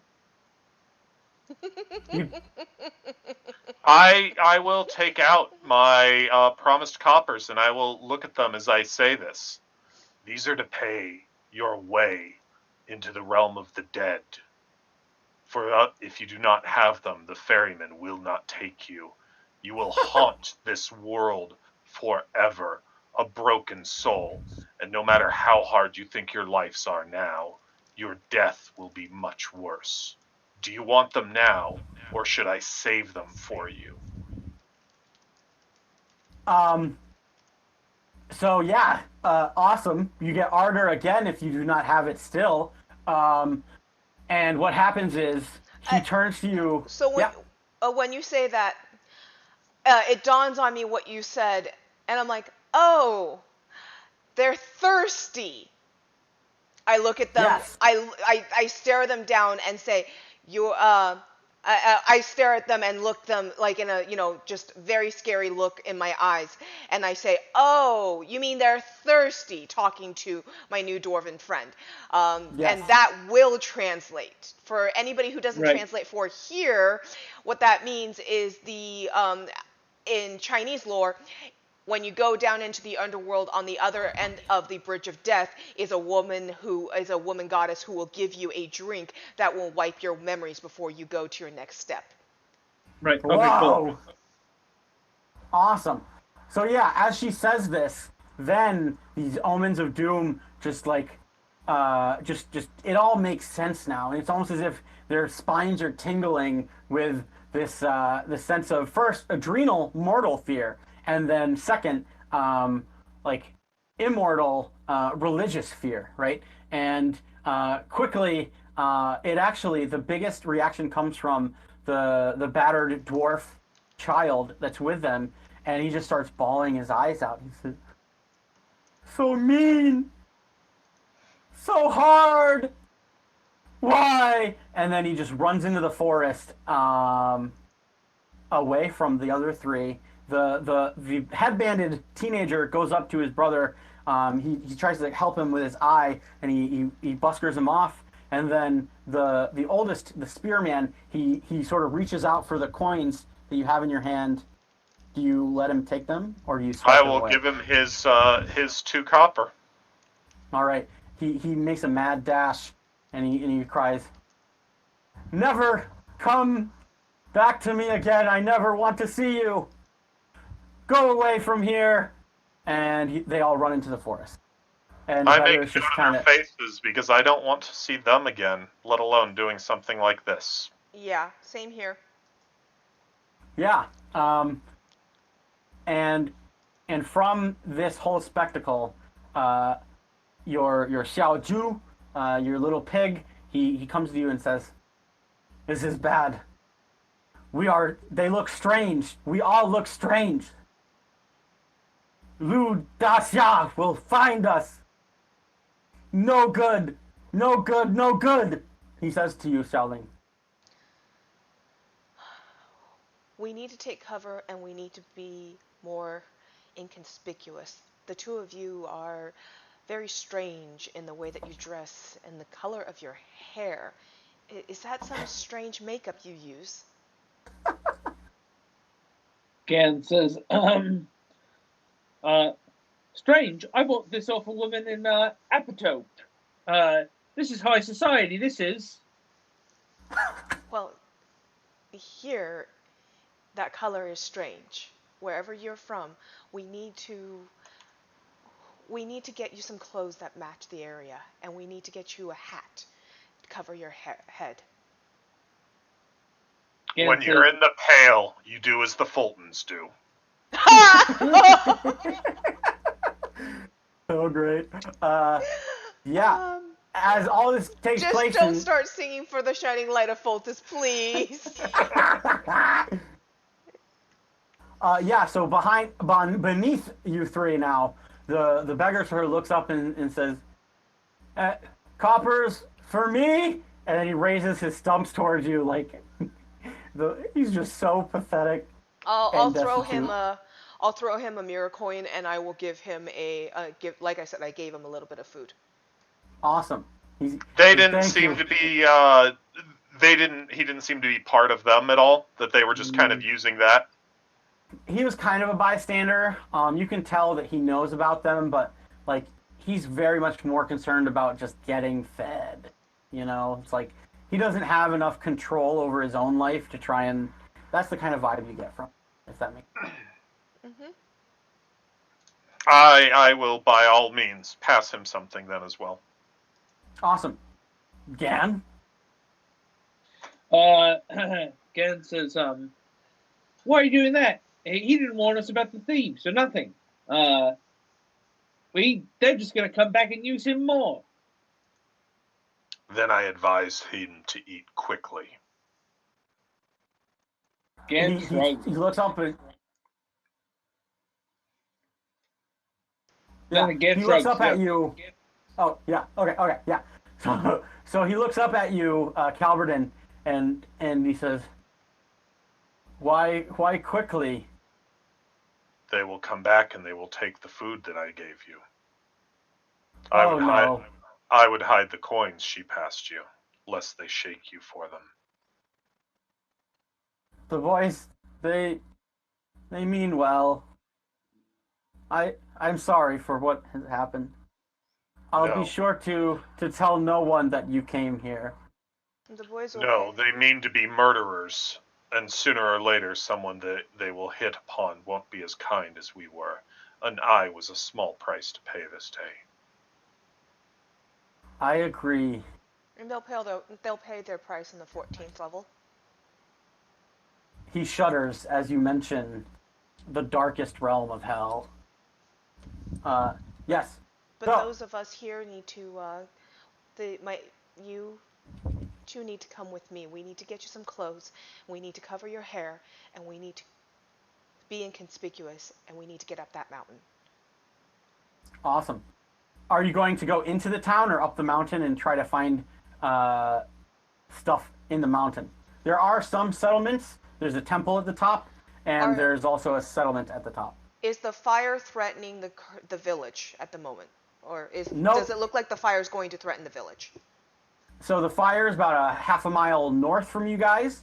From what you can tell, based on where you were on the road next to the river, it seems that the town is probably another half mile south of there.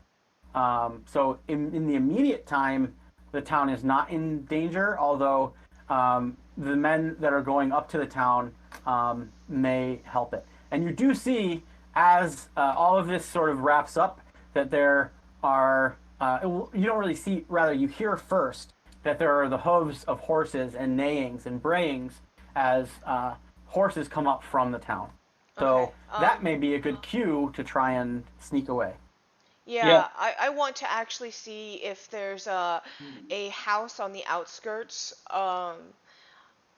that Yeah. on the outskirts of the village that I can go up to and see about buying some clothes for the two of them off of the residents there. Sure, I would say one, time is probably of the essence in your mind right now. Yes. So to have the two strange men hide somewhere in the forest or off the path a little bit would be best, and then Yeah, in having your them mind, hide basically around the building, near the building or, off to the side and such like that. But basically not approach the house with me, but be nearby. I don't want to take too Yeah. long. Can That's Gan? why I'm yeah. going for the outskirts. oh yeah, Gan, you were saying something. Are there any clothes on like a clothesline? Not in Is the that a immediate thing? vicinity. Okay, then that's fine. Like this is more of a pathway, but I think she's gonna try and remedy this situation pretty fast here. Also, Xiaoling, you would know that that as you transform either into the fox or the rabbit, that you can quickly get into the town and perhaps just steal away some of the things, especially if you were in the fox form. If that Yeah, is something. unfortunately, with the way I was raised, I will not steal. There you go. So Perfect. I'm going to go buy off of the village, off of the people in the house. Awesome. So yeah, we'll say Otherwise, that. I will not, go to where I should go. So Yes. 300 golden deeds. So you go. I assume you go in fox form, and from your great sense of smell, you can smell what's up. I after she walks off, I will look again and I will say, "Wait here. I will be back when she does." And then I'm going to walk off as soon as I'm out of sight. I go invisible. All right. Use that I'm dwarven following invisible. Cool. Gan Um, looks at the pig and says, "Hi, Gan. They do this often. Wander off without you. My master does this all the time. I don't mind. Mostly just talk to myself. And you? It just kind of squeals at you. And it's you can invisible, see by the this- way. It is an imaginary friend, so you hear it, but you don't see it. Right. Yeah. So Gan posted nothing A little pig. and says, and here I am in the forest, alone with myself, talking to myself, as per usual. Oink oink. Awesome. So funny. So yeah, a little bit about your dwarven invisibility is that when we say invisibility, it's not the same thing as like X-Men, I'm invisible, but rather it is a supernatural means by which supernatural beings sort of shroud themselves and hide, as it were. So if you could imagine like a cloak that is darkness covering your form as an illusion, that is more akin to the sort of faculty of invisibility you have access to, instead of pure nobody can see me no matter what. Does that make sense? So I'm walking around in a pocket of darkness? No, it's not that it is dark, but you are underneath this cloud of illusion, and it's not perfect. Is basically all I'm saying. All right. That's Illusions. Illusions, yes. Cabernet. So yeah, you dart off into the forest. You find that after a good 15 minutes, you find that there's not one but three little huts that are on the brink. You see that there's a small little beaten path that goes towards the road, and then likewise there's another small beaten path that goes into the forest deeper. There isn't that much of a clearing between these three little huts, and the path that is there truly is just made by the treading of human feet. You find that there is an actual pig sort of grunting inside of this little thatch fencing, and next to it, running around, are several black chickens. And it smells like a little farm. You find that there is a clothesline that is hung on the opposite side of that thatching. So if there's three different huts, they're kind of placed like this, and then the road goes through them like this as well. This is the one that's closest to you, and it has a little, this is where the animals are penned, except the chickens are roaming free. And then on the other side, there's a clothesline. And then between, on the other houses, you can see that there are small workstations where they have like a loom and these other things that they use to sort of homestead. Okay. Yep, but you see inside of these houses, there's two small little billowing pieces of smoke coming out from the center, but the one that's closest to you seems to have nobody inside. How do you approach this? And I'm likewise, I'm gonna approach the one that has smoke. I'm gonna pull off my prayer beads from under my, under the collar of my robe where it was hidden. I'm gonna pull up my prayer beads and have them in my hand, and I'm going to approach where there is smoke. Awesome. So you go up to this little place, and you see that inside. You sort of peer in. There's nothing on the door, but you find inside there's this old woman who's kind of crouched over. She seems to be making some sort of soup stock, and next to her, sitting on this little stool, is likewise this very old man, and they're sort of singing to each other these little epithets and little rhymes, and perhaps these are love songs, and you definitely can tell that they are. As you see them, it actually reminds you of your mother and father and the days of your youth, and for a moment, I would say that this causes a bit of grief in your soul as you see this, because this is what you are losing and have already lost to a degree. And for this, you gain hubris right now. But yes, this is who you see in front of you. You see that they have some things in their hut, not too much. They're humble, but yes. Okay. I'm gonna approach the woman. Sure. Yeah, you enter. Immediately, the man sees you first because he has his back on the others. Yeah. I hold my prayer beads up, and I give them Sure. I give them a bow. Awesome. Prayer beads hanging off my hands. They bow respectfully back towards you, and the man sort of gasps, not in an astonishment or any regard, but rather, wow, there's someone so fashionable and beautiful at my home. type of deal, right? You can tell these are like bumpkins. And then as soon as this gasp takes place, the old woman sort of huddles, or not huddles, but rather waddles over, and she creaks her neck towards you, and she goes, "Oh, hello. What have we the pleasure of seeing one such as yourself here?" My sincere apologies for the intrusion, but I travel with some companions that were accosted on the road, and amongst their belongings that were taken were their clothes. I was hoping that I could purchase some from you, and so that they may continue their travels. I do not carry much money, but I am willing to part with other things. I do have a little skill that may be of assistance to you. Oh, my dear. Come near, come here. Have you eaten? Have you had a long journey? I'm afraid I do not have time to eat, though I do appreciate your offer, kind elder. At this, the man sort of speaks up and says, "Ah, but surely you are skin and bones. You must eat. We have enough rice. We have some food. Would you like some chicken?" I appreciate the offer, but I cannot accept. I do need to return to the road. And I am a devout Tao, so I cannot eat chicken. I apologize. I appreciate your hospitality in all its kindness and genuineness. At the mention of the Taoism, they immediately sort of throw up their hands like, "Oh, we're so sorry," and they say that likewise. "Oh, forgive us," and they say, "We have only 2 sets of clothes for each of us at this time." I will pay you for them so that you may go and buy more clothes. Okay. What do you need?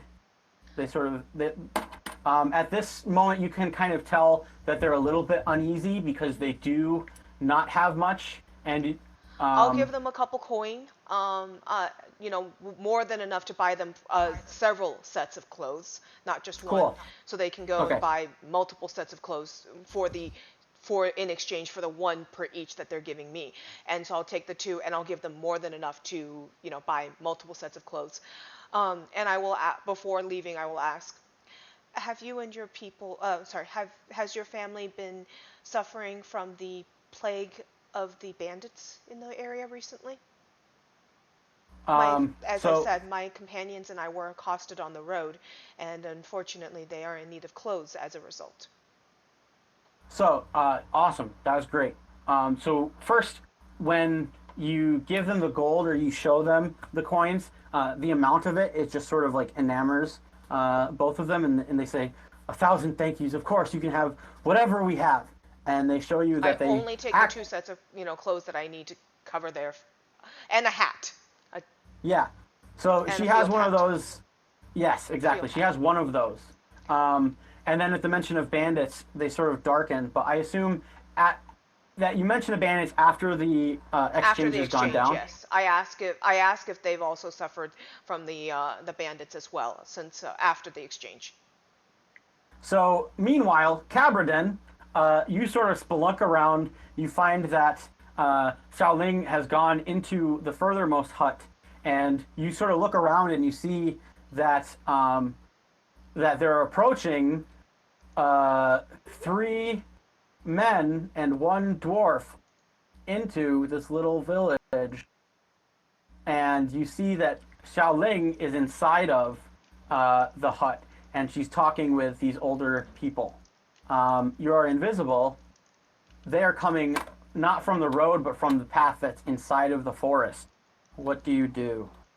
Are they heading to the building that she's in? They're approaching just the general little villa, as it were. They have 2 buckets of water. 2 buckets of water, but they are not currently heading towards the fire, correct? That they were directed by Gan? Yeah, they're just bringing it back to their huts, it seems. Okay. On a pole. Yep. And they're muttering to themselves, "How dare you let this happen?" The older one is scolding the one who has his eye plucked out. And the dwarf, he's still kind of crying all the while. He's just saying, mean people, mean day, mean brothers. And this is happening, yeah. I am going to go ahead and tread softly over in their direction, and then at one point, just kind of try and make an eerie type voice, and go, remember the promise that was made when you received the coins for your death. Awesome! Give me a soothsaying check, and we're going to see the reaction this guy has. All right, so that's 4, so that's going to go to 8. Awesome. So yeah, as you say this, he actually is the one carrying the water. He drops it, and then they're very spooked, and he cries out, "Who said that? Who mocks me? Which one of you?" And then he points to the 3 younger men that are with him, and they all throw up their hands and say, "No, brother. No, Guga, no." And then inside of the house, you hear this happen, Xiaoling. What do you do? As you mentioned the bandits, it seems that the countenance of these older peoples, they begin to darken just a smidgen. Well, I would just warn you. When I hear that, I'll just say, I guess you haven't. I hope that they don't come upon your doorstep. I wish you the best, and I hope these coins are enough. And I'm going to take my leave out at the other side and leave basically make certain that they don't see me. In fact, taking the stuff, once I'm out of sight, I'm going to turn into a rabbit and scurry off, and therefore be easier to hide and get back to. And meanwhile, while the pig is all bored with Scam stories. Yep, oink, oink, oink.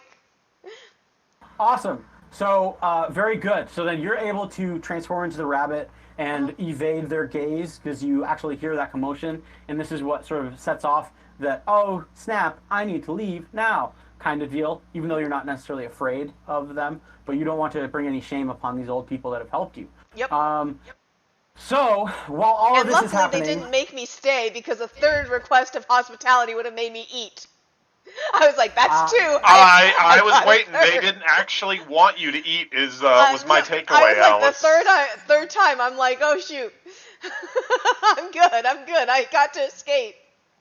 You navigated that very well.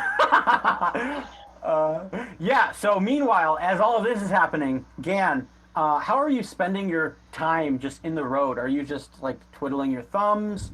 Are you hanging out? Are you rummaging through your stuff that's in the saddlebags? Tell me what's happening. The rabbit woman didn't leave behind anything, right? None of her stuff? No, I don't believe so, but you Okay. Tell us, Shelling. Tell you what? Sorry. Did you leave You anything didn't with leave behind Gan? any stuff. Yeah. I left one change of clothes in my bag, in my saddlebag. Oh, Alice, you don't have your saddlebags. Your horse ran off. Yeah, that's right. Yeah, so it's not me. I was like, wait, I thought I lost my horse. Alice, yeah, okay. Alice, they're literally asking you, did you leave anything with Gan? No, I did not leave There anything. you go. cool. Gan climbs a tree. Oh, Awesome. actually, Ties no, the horse Gan, into I the bottom of it, and then... Actually, Oh. Gan, I think if I'm going up to that house, it probably would have been best if I left you my bag. Oh, cool. Then he goes through her bag. Perfect. What's in your bag, Shelling? So like I said, there's the rope that ties it. It's more a sash than a rope, actually. But it's a really long sash that I use. Inside, you find some trinkets and some basically sentimental items. Probably a little bit of makeup, change of clothes, some paper, some ink, and a quill pen that's a calligraphy pen that's very much covered with a cap to protect it, but some writing supplies in there. Cool. Gan pulls out his own mirror and plays putting on some of the makeup in the while he waits. Perfect. Awesome. Do you do that in the tree, or do you just not do the tree stuff? Oh no, he doesn't do the tree. If he has a bag to go through and makeup, like forget it. Awesome. You So know, as you're rummaging he through, takes the time to do like the The shaded eye and the heart-shaped lip. Okay. totally. awesome. Yes. So so as you're doing this, you hear from down the pass. You're not too far off, but you're definitely removed enough so that you're hidden because you've hidden yourself from authorities before. This is nothing new for you, Gan. No, of course. But what you hear down the pass that the beggar again, he starts shouting out, "Do you have coin? Any food, please? I beg alms!" And he calls out in this louder cry than before, and you can kind of tell that the tenor in his voice is pained. Not that you left him in pain, but it seems that with the people that may have been approaching him, that he needs to react in this manner. And you hear this fickle voice and says, "Tell me, have you seen a woman with a blue and green dress today? A fearsome one." And the man goes, "No, sir. I see nobody." And a third voice barks up and says, "Lie not to my master, swine!" And then you hear this old creaking as he sort of lets out this yelp as if he's been punched. "Please, sirs, I have no hands. What can I do to you? Tell us the truth."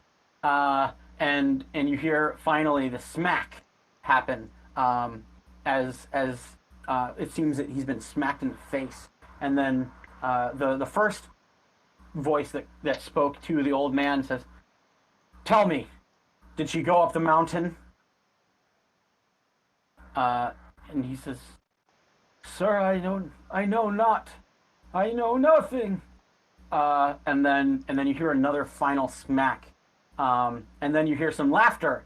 And then at once you hear the trampling feet of 3 black horses as they rip up towards the top of the mountain. After several minutes, I think at this point Gan would grab the horse and the donkey and run towards the town. Because fuck not being seen by the town at this point. Oh, sorry, cursing. Because heck with not being seen by the town at this point, like he knows where their quarry is, or rather the people they're trying to evade. So like, let's GTFO. Yeah. So you find that in order to get to the town, you have to sort of backtrack towards the old man, and you go towards the beggar's pass again, because you kind of went up the mountain pass a little bit, and then went down before the elevation began to rise. Let's say. No problem. So as but you I think the shot is as these guys are talking and we hear their voices. Gan is like hiding behind a tree, and as soon as he hears them ride off, he springs to his feet. He grabs the horses and goes off, and we see he leaves behind, not thinking about it, Shaolin's possessions. Oh boy! Sorry. No problem. Oh boy! So now my question is, and you've kind of revealed the answer, but I want to make sure: are you doing this out of fear for yourself, or just are you planning for the group? He is not deliberately leaving this stuff behind at all. He is just like in that moment of like, oh my god, those guys could have come up here and like found me and killed me. Like I am getting back to my master. I am getting her. I'm like, we're getting out of here. It's this panic moment, and I don't know, maybe it creates more wrinkles for story. But yeah. Luckily, my important stuff, my money, the scripts I've prepared, and my tonic thingy are on me. So I've got my bare bones to survive on me. Cool. Oh, and you probably had a couple rations in the bag too. That was the last thing. Wow. So. Gan, he probably ate some of those. Mm-hmm. Yeah. Gan, you get hubris for this, so you got hubris again. So good job. I love it. Cool. And then now you sort of rush off. You get on the horseback. You have the mule's reins white knuckled gripped in your hands as you blaze towards the town. And now the rabbit and the dwarf, they start to come back to the clearing where the beggar is. And Gan, do you see them? Do you slip past them? I don't know. Before? They're invisible in a rabbit. I'll do a, if I can, I'm obviously looking for them, and I might know, like, if Calberton's cloak has like a telltale predator shimmer. I think at this point Gan knows to look for it, but okay, you tell me. I mean, natural 1.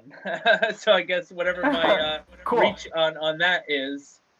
Yeah, I would say that you don't see them, but the other two, they see you. They see me. And so now my question is, Calberton, have you approached, Xiaoling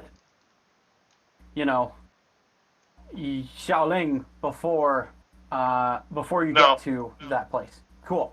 So then you see both of you at once. You're sort of at that clearing where you had the scuffle with the boys prior, and you see that your bard has taken your horse and mule and is running towards the town, and he's leaving this area very quickly.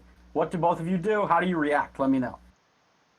I am immediately going to be heading over there to, basically try and get behind a tree and come out from it more visible, and then, but quickly approach him. Okay, so do you call out to him? Because he is, like, zooming. Okay, do it. I go and grab my stuff that he dropped. That's like a quarter mile ahead from where we are right now. Okay, I lost. Yeah. Okay, I thought that I saw that on the ground. Okay, I guess. Gan, where are you going?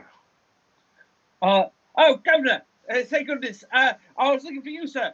Them riders, they were here. They were interrogating the men with no hands, and I thought, well, he sent them in the wrong direction. Thanks, sweet Mary. You look over, you see that the beggar and his basket are tilted on the ground, and neither of them are moving, but you smell no blood. I'm going to run over to the beggar. Awesome. So you reveal it. Are you a rabbit or a human-ish? I'm going to be human again. Okay, cool. So you all see each other, and you also, Xiaoling, overhear that Gan was looking for his master. Do you pay that any mind? Do you wonder about what that means at all? Or are you just purely focused on the beggar? I hear them, but, and it's half registering, but I see that with what he just said and what caused the beggar to be in his position, I'm running for the beggar. Cool. Okay, yeah.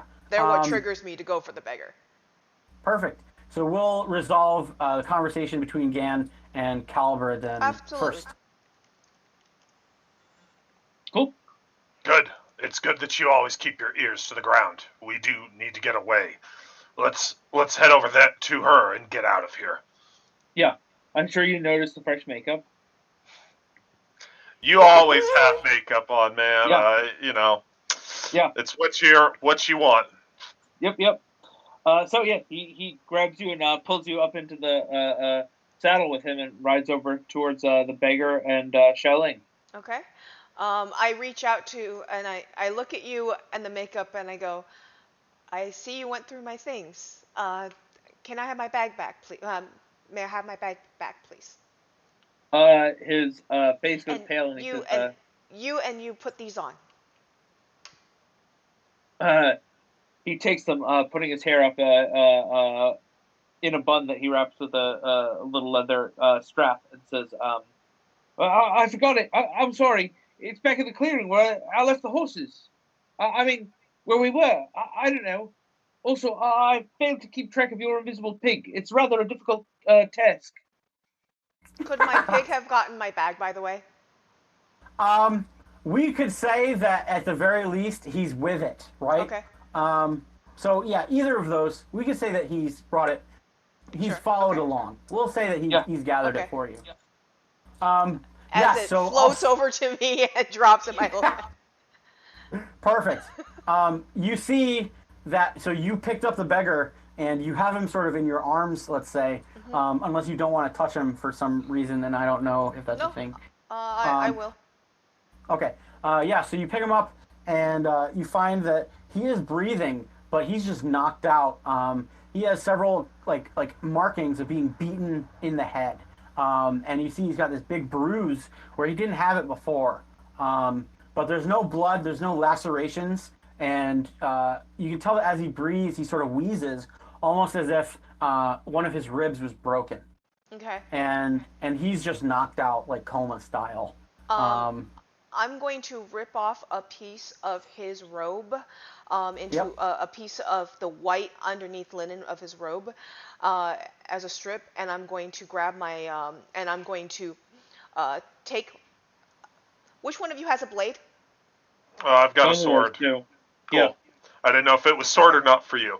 Can and I look to. I mean, probably not out, but Yeah. Okay. And, you have daggers it. or Yeah. basic knives. I guess I would have a dagger, so I'm going to take a dagger and I'm going to prick my finger. Yep.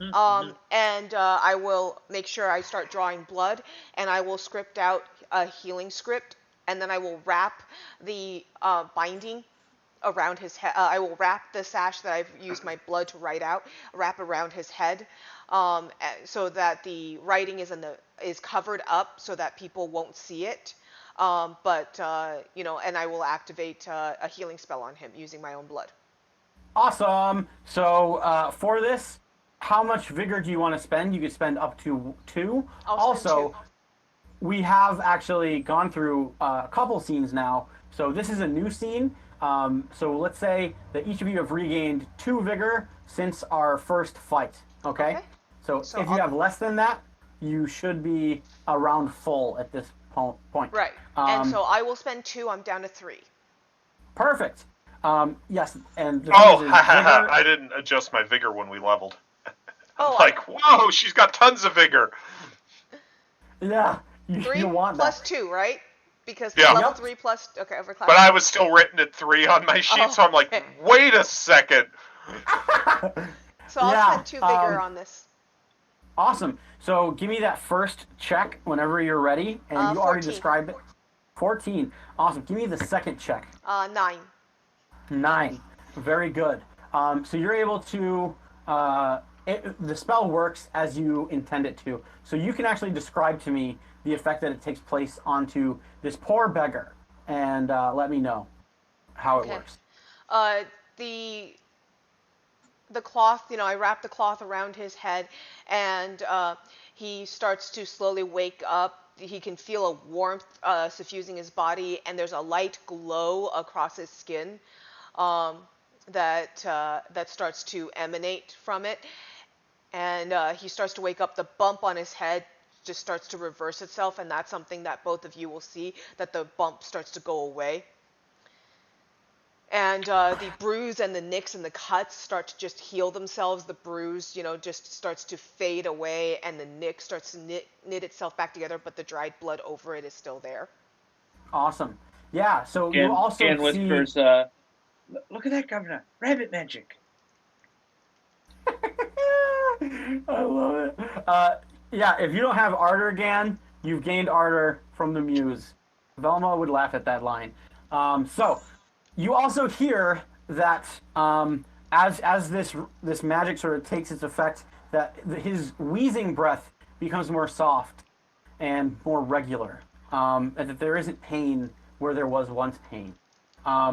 He's still asleep, but now you kind of get the effect that he's more lively and virile. So if you were to try and wake him up, you may be able to do so now, if that is your intent. I will wake him up, yes. Okay.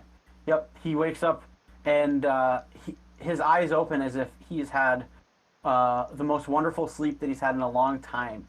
As if he's finally found a bed for himself, a place where there is warmth instead of weathering, right? And his eyes flutter open, and he says, "I see. Hello." In fact, actually, I don't know how well it worked, but on the healing, but maybe, his arms even start to regrow a little bit. I would say that that manifestation is a miraculous one, and that requires a higher measure of power than Okay. what you're able to spend. Like, I Yeah. wasn't looking at his stumps totally regrowing, but an inch of it grew back.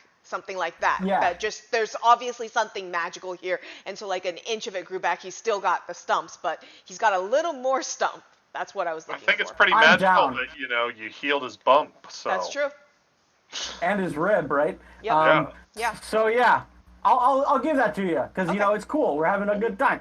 So you kind of see that his limbs elongate a bit, and as that stretches out, you sort of see it jut ever so gratefully. And that is also the same moment when he sort of not necessarily slaps awake, but comes back to life almost, is what it seems like.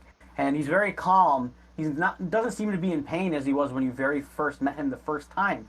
And he says, "Oh no, there were men looking for you." I heard you did us a good deed and sent them in a different way.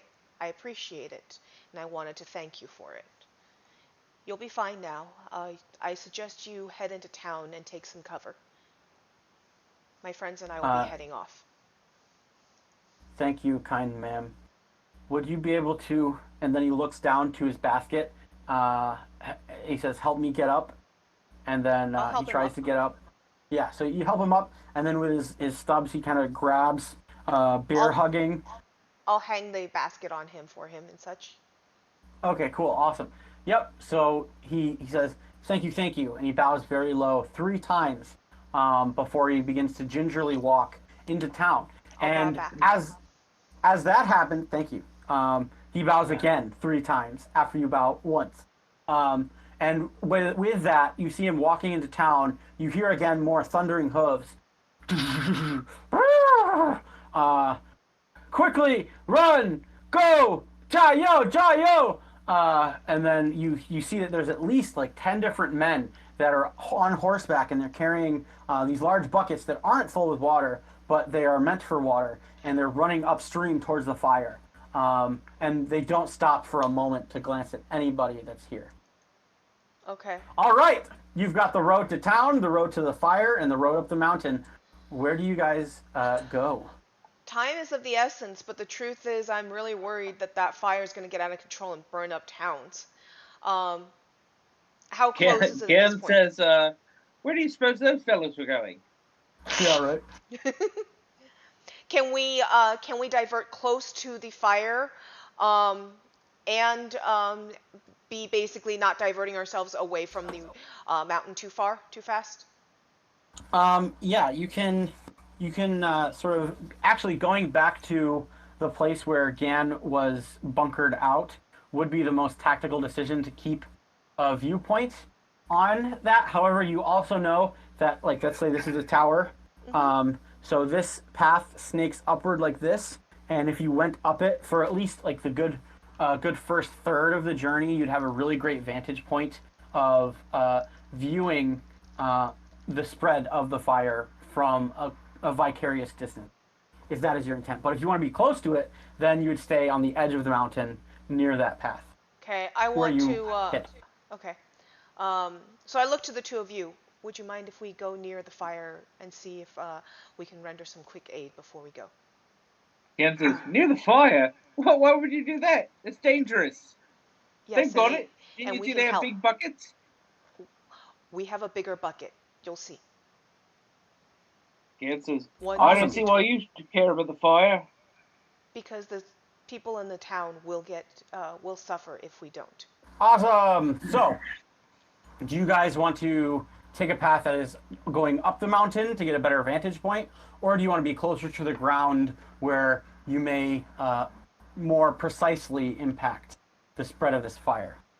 I wanted to, since we're talking about whether to go or not. Yeah. Shaoling, by all means, we can go, but this is something that will delay you in your journey. Those 3 riders, they are already moving in this area and looking for you.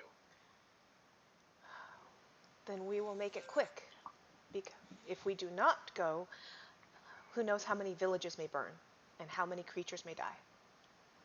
I concur with you. Awesome. So, yeah, which of the 2 places would you like to set up? I would say we should get a better vantage point on the fire. Okay. Cool. So then you go up the mountain, and let's say it takes you a good half hour on the horse to ascend, let's say perhaps a good mile and a half, and then you finally get to this place where you can see the forest that's burning in almost this circular fashion. You can hear from the distance, because you're so high up, the hollerings of the different men. Quick, more water, quickly! And then, yep. So, sorry, please continue your description. You see that there is wind that is gusting from the north and sort of swirling around in this southeast direction. And it doesn't directly face it towards the town, but it is definitely whipping up the flames in a way that would catch fire going southward towards the town.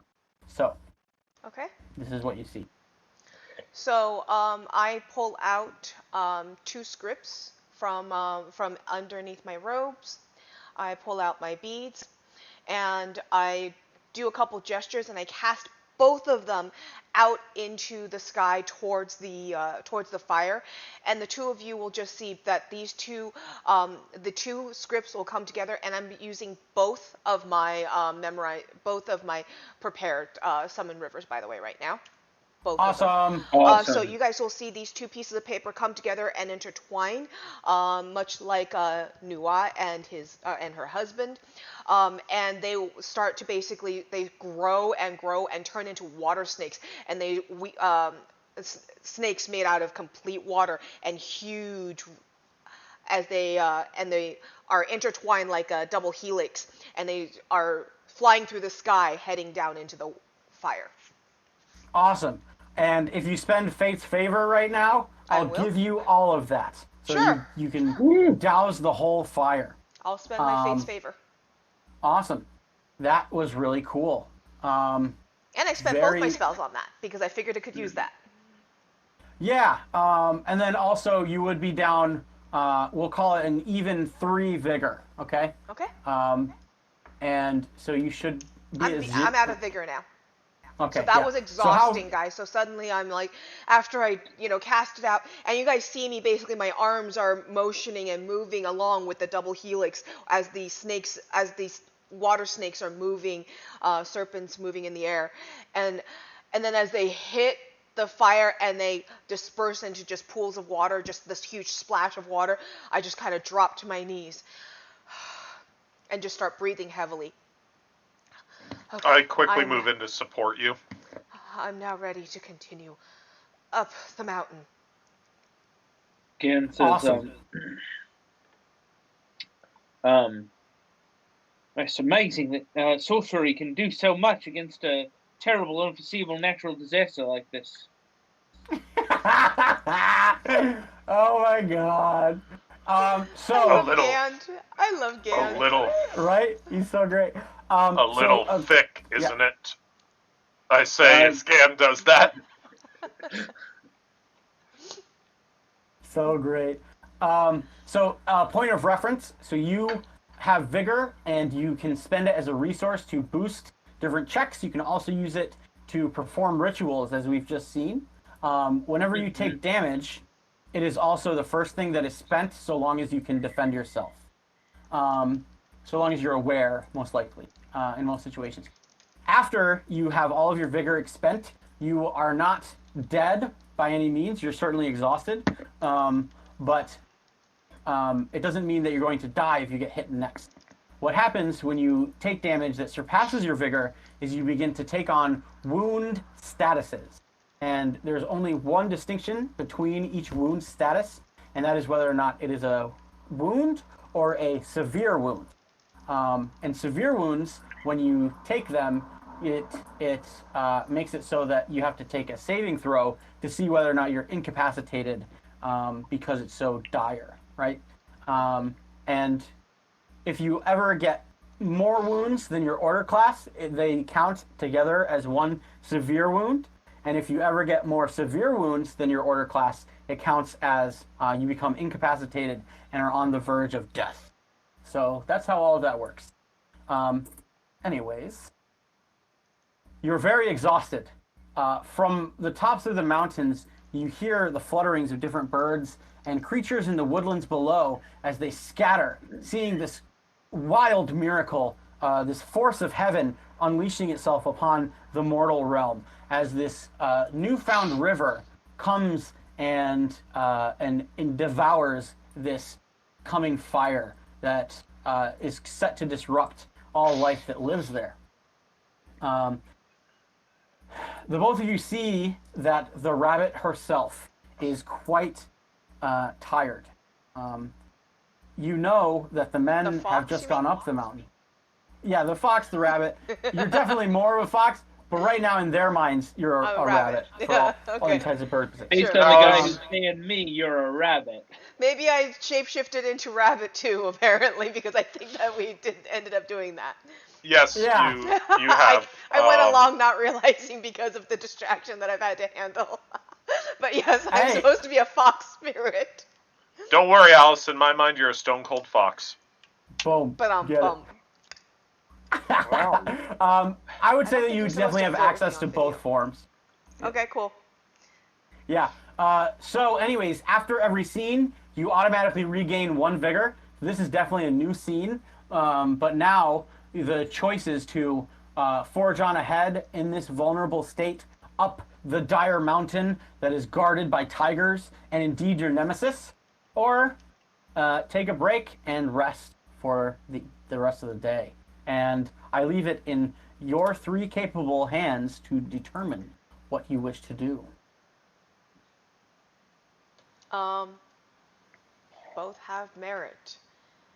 I think that if we can find shelter, hiding might be good. It might also give them time to go off the wrong path for longer, but it could also end up causing them to come after us sooner. The condition that you are in, I think shelter might be the better path for you, for your long-term care.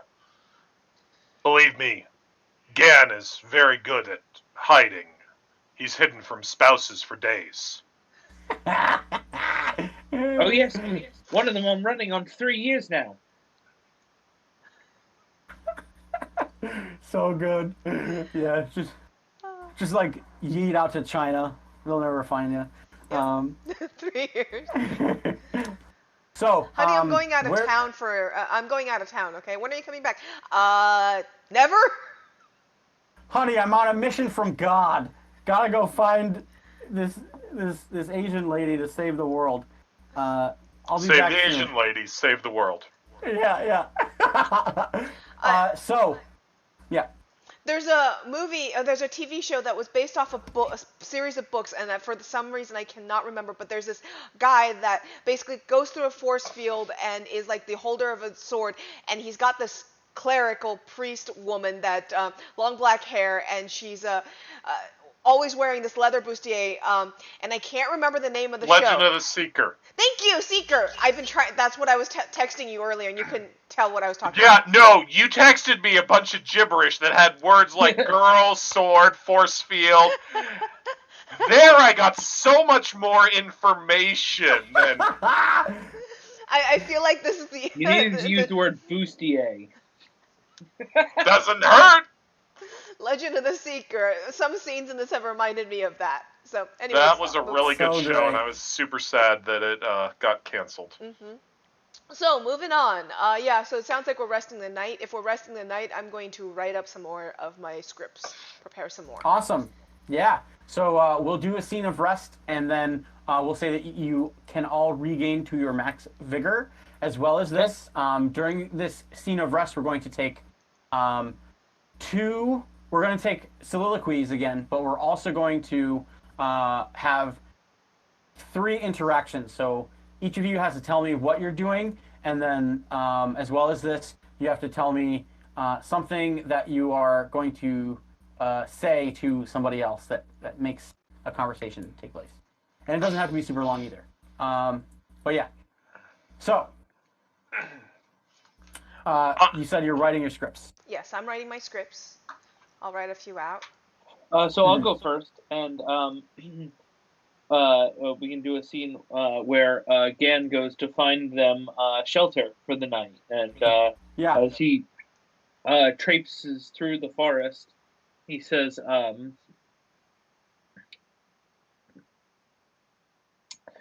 Well, this is it. End of the line, I suppose. We found her, and now, it's just up the mountain. And after that, whoever can tell. I think I've done a relatively good job these past few years. After all, we did end up finding her. And after all, if it weren't for me, we wouldn't, have the donkey? No, I suppose he bought the donkey. Anyway, I've been invaluable all this time. A real useful handyman, and loyal companion. That's the sort. Um, I don't suppose there's any reason he should abandon me here on the far side of nowhere, though it would allow me to hide more effectively from Cochran. At which point he finds a small cave, and after exploring around the mouth of it for a while, he peers into it suspiciously and calls out, "Cynthia, are you in there?" And after giving it a moment and like throwing a rock in, concludes that it's safe, and goes to Rock is gonna find fling the. right back out at you. Oh boy! I'm gonna use my Right. imaginary friend. Oh, okay. The yeah, two of them have sure. made a bond, so I figured my imaginary friend's gonna go screw with them. Rock flings right back Perfect. out at you. Perfect. Cool. Gan shrieks and pulls his sword and enters into the cave and says, "All right then, come out to have to meet your end, please. I'm right here, and I have the sword. So if you present yourself and perhaps your most vulnerable part first, we can have over with this. I really don't want to prolong this for either of us." So, Gan, at this, you hear a voice inside of the cave, and he sort of laughs at you, and he says, huh, "You speak with a very weird accent, my friend." And he has Thank this you. sort of Oh, sorry. Go ahead. and he has a sort of hoarse tone to his voice, but he's very jovial. And then after this, you hear this little oinking that is scared, and then it rushes out of the cave, and it flies off behind you, oinking all the way home. And Gan breaks down laughing, like, "Oh, silly Gan, you were afraid from the stupid invisible pig. Like, how silly of you." And he says, "To think I thought you were some big monster living in the cave talking to me, when you're just a piggy playing little tricks." So then you turn your head around as he kind of flies behind you. Yeah. Yep. So you say that, and then from the cave, you hear, "Oh, I am no pig, my friend, but perhaps this is a good time to let you believe so." Gan quakes in fear. He says, "No need to be afraid. I think you're very interesting. I've seen a lot of people around here." And then he walks out of the cave, and you see that there is this old, skin and bones man that seems like he hasn't eaten in millennia. And he has this long white hair that does not look like he's missing any hair. It's like he has a full head of hair, all long and white, and he has these golden eyes. And I have golden eyes too. Yeah, you do. He speaks to you, and then he looks upon you, and he says, "Oh, are you ascended as well?" Gan says, "No, I'm Gan. You're ascended?" He laughs and says, "Yes, my friend Gan. You are perhaps a lucky fellow. I do not hold friends very easily these days, these years, these seasons. Tell me, how have you come so far away from your home?"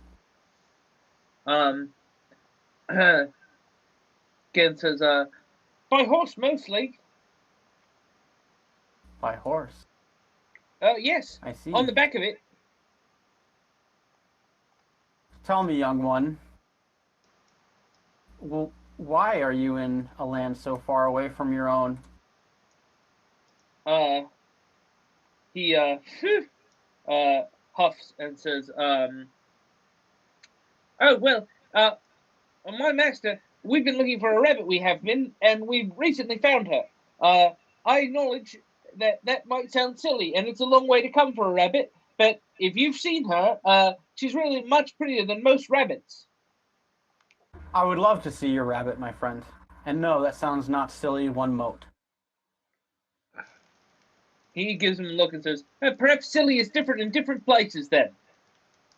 And says, "Now, if you don't mind, I need to make use of your cave." Absolutely, feel free. However, if you stay here, I shan't stay for that much longer. He says, "That's all right. I don't need you around."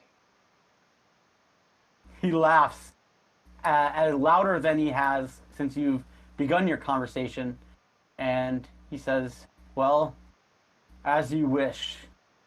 And yeah, he begins to walk away. Gan, as is his habit, says to himself, "Well, that was weird. Uh, Governor, Charlene, I found a place." And he goes pushing back through the trees to go find his companions. Yeah, Okay. so great. So you find the cave, and now we'll take soliloquies. You can talk about what happened, however much. Yep. Is that still to Gan, or is that to everybody at this point? Everybody. I feel Yep, like that we're was all my together. soliloquy. Okay, yeah. I thought that was excellent, man. Yeah, that was Yeah. awesome. Do you want face favor or a I experience always point want for the face group? favor. All right. I think you still have it. So I do. Can I experience have points. 2, or I just... You can only have it. Or you either One have thing. it or you don't. Yep. Okay. One instant. Yep. Awesome. Yeah. So, do you tell them about what just happened? Sure, of course he does. He tells him, I found I a think cave. Gan holds very few secrets. Yeah. He says, I makes found a sense. cave. There was some little old man living in there, but I managed to kick him right out.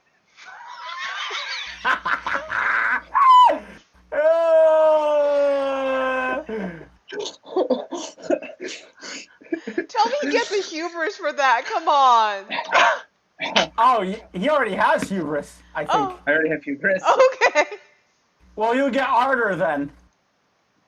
I have that too. Oh my god. Well, it's a new scene, so. Dan's all Boom. filled up. Okay, cool. Yep. New scenes So we what do you clear out, respond to right? New scenes we clear out hubris and ardor. Okay, very new good. scenes All right. clear out just ardor. Oh, okay. Hubris remains, and Oh, so okay. does face Okay. favor. Yep. Then I Cool. still have my hubris. Haha. Okay. Good to know. Well, Yes. sounds like you have your ardor refill for the new scene. Yeah, I look at you shocked. I do as well. Dan says, he said it's all right. He said he'd rather not be there if we were going to be there, so... Oh, Is he someone that we can trust? Gan shrugs and says, he's rather innocuous to me. We do not have many choices at the moment, lady. agreed. But I would be open to sharing shelter with the man. When Dan Gan says, says oh, people smell weird. when Gan says that he kicked him out, I more assume that the man decided that he didn't want to talk to Gan any longer, and so left. Yeah, totally. Mm-hmm. I Dan have says, seen that this. has never happened once in history. I have seen this happen many times. Taverns have been emptied if Gan decides to talk instead of play an instrument. I see. Like you said, as you said, we don't have much choice. So let us go in and take shelter, rest for the night. I assume this is also when you would. So we can describe this in the rest scene, but we can say that this is when you guys don your new region specific garment. So that's something we Yeah, can describe. absolutely. So Oh yeah, no, you guys get I to thought we the. had pulled this on before, Yeah, right? I had thrown it at them when I met up with them, Because I and said so I they put put it my on hair up already. and put the hat on. Yeah. Yeah. Cool. Okay. Yep. Awesome. Then that is how it shall be. So now you're in the cave. There's no light source, but you guys have supplies so you can make a small fire. As you get inside of it, you find that it's very smooth. It tapers in, so it doesn't go in that deep, but it's definitely a great little lean-to. Cool. And you find no trace of any human resident whatsoever. There's no little circle that would surround a fire. There's no hay that's like put inside of a small little bedding. It's literally just a barren, damp clay cave. So Unfazed, because I'm not saying Gan's a liar, but Sure. sometimes the stories have certain embellishments into them. So Right. maybe there was nobody here. Yep. Gan looks around, impressed, and says, "It was a clean old fella." Uh, oh, I look around and you did good, Gan. You did good. And settle down. awesome. You should not act so surprised. Gan is actually excellent at things that he will do. That's so great. So as you guys sort of turn in, tell me one thing that each of you are doing before you go to bed. Your like preparations for the evening, and then we'll go through soliloquies as well. So we'll start with. Well, we already did Gan's soliloquy, but you can still describe what you're doing. But we'll start with Xiaoling.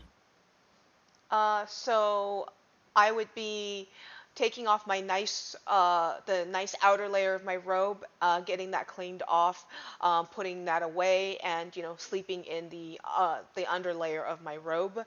And like I said, I would set up an area, and I would make some more of these, some more of my scripts, get them ready.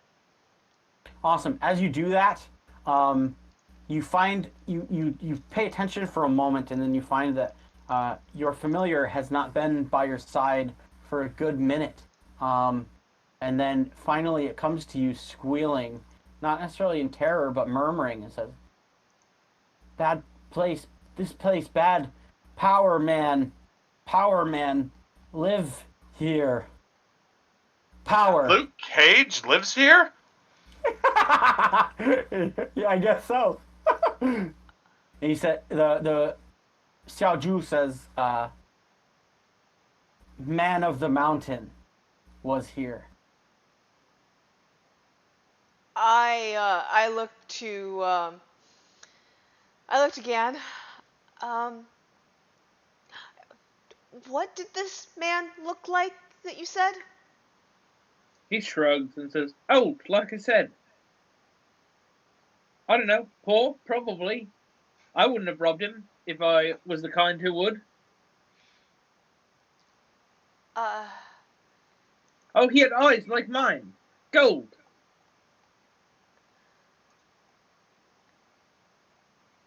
At that point, I perk up.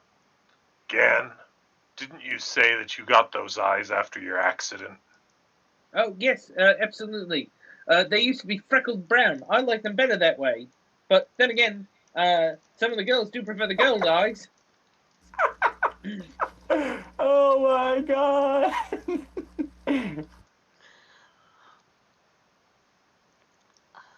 How big is this cave? It's not big. Not big. So Okay. I would say that sardine wise, you could fit 7 people in here, but there's enough room so where each of you can have enough personal space and lay down. Even though, like I said, it is a little bit damp and it's a cave made of clay. okay. Go on, The personal red clay. space. I'm going to set up an offering to the man of the mountain. I'm going to go and gather some some goods and such and create a shrine and make an offering to him and thank him for giving us shelter for the night. Awesome. Are you going to do that outside of the cave or inside of it? I'm gonna set it up just outside the cave since I was told that he had left the cave as a result Okay. of our showing up. So it'd be better to just put it just outside the cave because then he'd still Cool. have access. I would say that you have regained 1 vigor since the streams. So if you want to, we could turn this into a ritual. Sure. And we could, yeah, okay. So then I'll do that. if you want to spend that 1 vigor and then give me a roll for your Okay. first check. I'll roll a d20. 9. Okay. Describe to me what happens or how you set up this little shrine offering to the man of the mountain.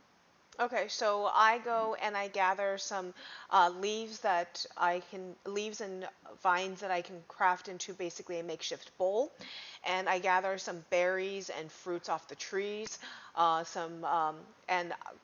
pull out some roots that I can shave down as root vegetables, basically clean them off, and I'm going to put them out. I will go and take a twig. And while I don't have incense, I'm going to go and get 3 twigs, shave them down, clean them up, and basically stick them in the middle of the bowl of stuff that I've created as makeshift incense. And, Awesome. Yeah. Yeah, And, if you're... And then I will write a dedication out to the man of the mountain, thanking him for his hospitality, and place it behind, like where you would put the picture. Cool. Or banners. Very good. So then give me the final circle check on that. Sure. Whenever 14. you're ready. Awesome. Okay. So you set out this shrine. You see the small bit of essence sort of waft from it. And then you go back inside, and I assume you're writing out some more talisman. Yep. Okay. Yep. I wrote a couple. I'll I upped my numbers a little bit, so I put myself Sure. back up to 1 river. I put myself to 2 buildings of protection. 3. I added 1 more ward of light and 2 more of my explosive runes. Sounds great. All right. So you guys are, I'm assuming, doing your own thing as well. Well, wait. Hold on. Now we'll take your soliloquy. Yes, we don't want to move on before we do that. So, Oh, okay. Xiaoling. For my soliloquy, I'm thinking, oh boy, I hope that he didn't actually kick the guy out and that we are being given hospitality by the man of the mountain, because I don't want to piss off man of the mountain since we're heading up his mountain right now. And so I'm just kind of, and making certain that I go over the checklist of saying thank you to him and all in my head. And also just wondering, what the heck are they talking about me saving the world? Because all I'm doing is trying to make sure I get up there with this thing. And it has been a crazy journey, and I don't see how this could possibly save the world. I never said Awesome. this was going to, just so you know. Oh, okay, sure. How I could save the world, because I can barely keep myself alive lately. That one. I would also say that from Gan's retelling of what happened, you can tell that the thing that he's talking about is the genie, the mountain djinn that you are seeking to cure your father. Okay. So that was a rare occurrence, and I don't know if this is true necessarily. This is something you can decide, but he might have just blown your shot. It's hard to say. Well, then I get really upset when I realize that. You want to go into that a little bit more for me? Yeah. Don't worry, Gan blows lots of other people's shots. I'm thinking, what if this was my one and only shot? I can't believe that he didn't, he wasn't kinder, he wasn't more respectful to this, to the man of the mountain. I can't believe he did this, stuff like that. Awesome. I got a think cave out of the deal. A sweet cave. We could inter your father here. Apparently, yes. Question: would you like Fate's favor or a 3rd experience point for the group? Fate's favor. Awesome. So you have it.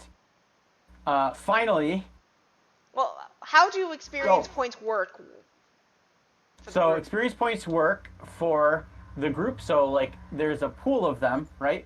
And they don't belong to any one person, but there is only ever that shared total. So it's like if we had $50, all the four of us, inside of a mutual pot, and we would each spend out of that pot, and it would take away from the total. And you can spend, after each session, you can buy one thing that you have a story window open to you for. So, like you could learn new spells if there's a mentor around and you've initiated that talk to them, or if you want to learn the combat skill that your warrior friend that's in the party has, you could spend experience to buy that. And then finally, at the end of any session, if there is more experience in the party than there are for all of the titles that are listed for each character, so like each of you right now have around 4 or 5 titles, so it would cost around 15 or more experience to spend all of that and level up to get a title of renown to get a new level. But you can only do that again if you have done something super epic that would up your reputation, like we talked about in our earlier videos. Okay. Right, so because I we would need say, to amass like a ton of experience points between all of us, because between all of us we have like 15 to 18 titles, right? Yep. Yep. Yeah, okay. And leveling up is something that should only ever happen like when it really should. And like a +1 modifier in this game, just with the numerics, is a lot. So, A big deal. Mhm. Yeah. So yeah, I'm gonna yeah. take Fate's favor right now because, well, yeah, it's a one shot also, so You got it. Absolutely. 1 or 2 shots. Calbredon, what do you take of, 1, this very wild day, and 2, what just happened with your confidant and this strangeness of this cave? As soon as I hear what's going on, actually, I am going straight to sleep because I am intending on sleeping short and staying up after they go to sleep, basically, that I'm going to be watching, because I don't trust the cave after hearing that the guy has eyes like his, so... Awesome. Ever the pragmatist. So yeah, as I you go know to the sleep- destruction that's coming. Yes, you do. Of anybody. As you go to sleep, tell me what thoughts are ruminating in your brain. You know, that I was intending to do this while on watch, but, you know, the... Oh, we can do that then if you'd rather. Yeah, because I was going to Okay. do that underneath the stars again. Awesome. Yep. So then you go to bed early, and he sort of turns in as things go down. Gan, describe to me what you do with your nightly ritual before you sod off to sleep, if you can. Yeah, so with Calberdin asleep and with Shelling outside cooking or something, as far as he's concerned, Gan sits there in the cave, and he kind of seems unsettled. It seems like his master is in the kind of mode he goes into when there's real trouble afoot.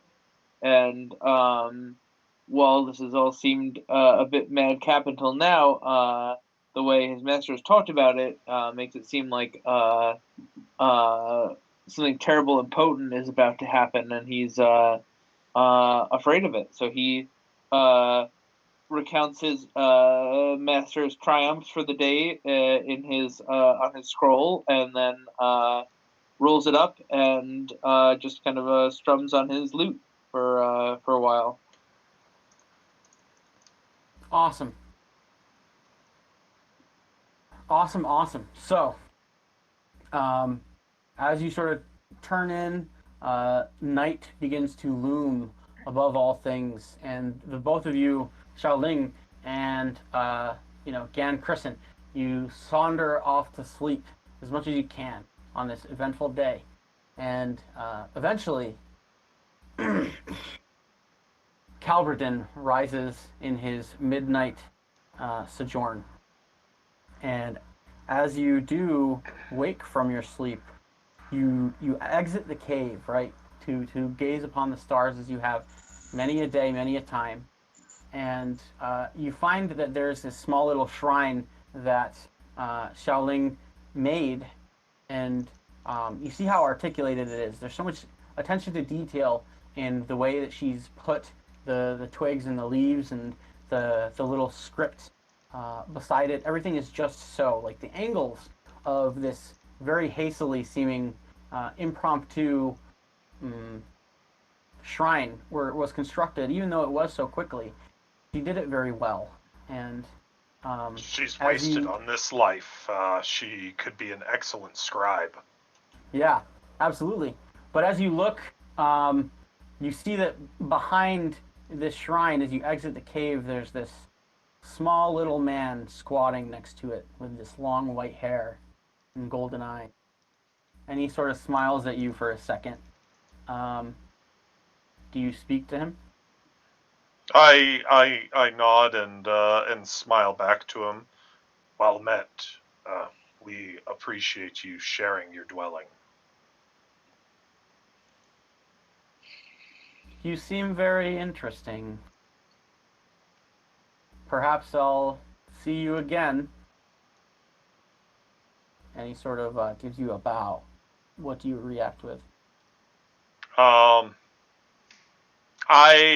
Does he remind me of anything that I have seen in my visions in my journal of foresight? By all means, the tale that Gan has of and that's like one of the few things that I think Gan has talked a little more seriously about than a lot of things is kind of that harrowing experience that he had at some point. And yeah. So this individual that is marked in a similar way is and we found no signs of habitation is somewhat concerning to me by all means. Sorry, keep going. No, go ahead. Okay. So from your prescient mind, right, you were gifted with this curse of prophecy. You can sort of discern auras better than the average dwarf. And you get this vibe that this person in front of you is ancient, first off. Second, he has this sort of mannerism about him that he or at least once was, a human. But now he has this sort of aura about him that sits somewhere between ghost and angel. And you're not sure where that line is drawn completely. Likewise, Xiaoling hasn't actually told either you or your companion that she's searching for a genie of the mountain or anything surrounding that. She's just told you that she has to get to the top, right? Mm-hmm. Yep. Yep. But then that's what you read off of him. You see that he poses no threat, but you see immediately as well that this is definitely someone that should be paid respect and be treated as if you are gazing upon the face of an angel or a god. This is a very rare occurrence, and you are privy to something very special in this moment. Did he and eat off the shrine? Yes, there is some of the food missing. Okay. Yep. And you wonder, so he's starting to bow his head as if he's leaving, and you have like a second to react. Do you accost him? Do you say farewell? Please, Elder, do not leave. If I am disturbing you, I can take my own ruminations elsewhere. We are enriched by the company of you. Give me a social check of any regard if you have reach for that. I've got no social. In fact, I'm supposed to be bad at relating to people. Cool. We'll say you have no reach then.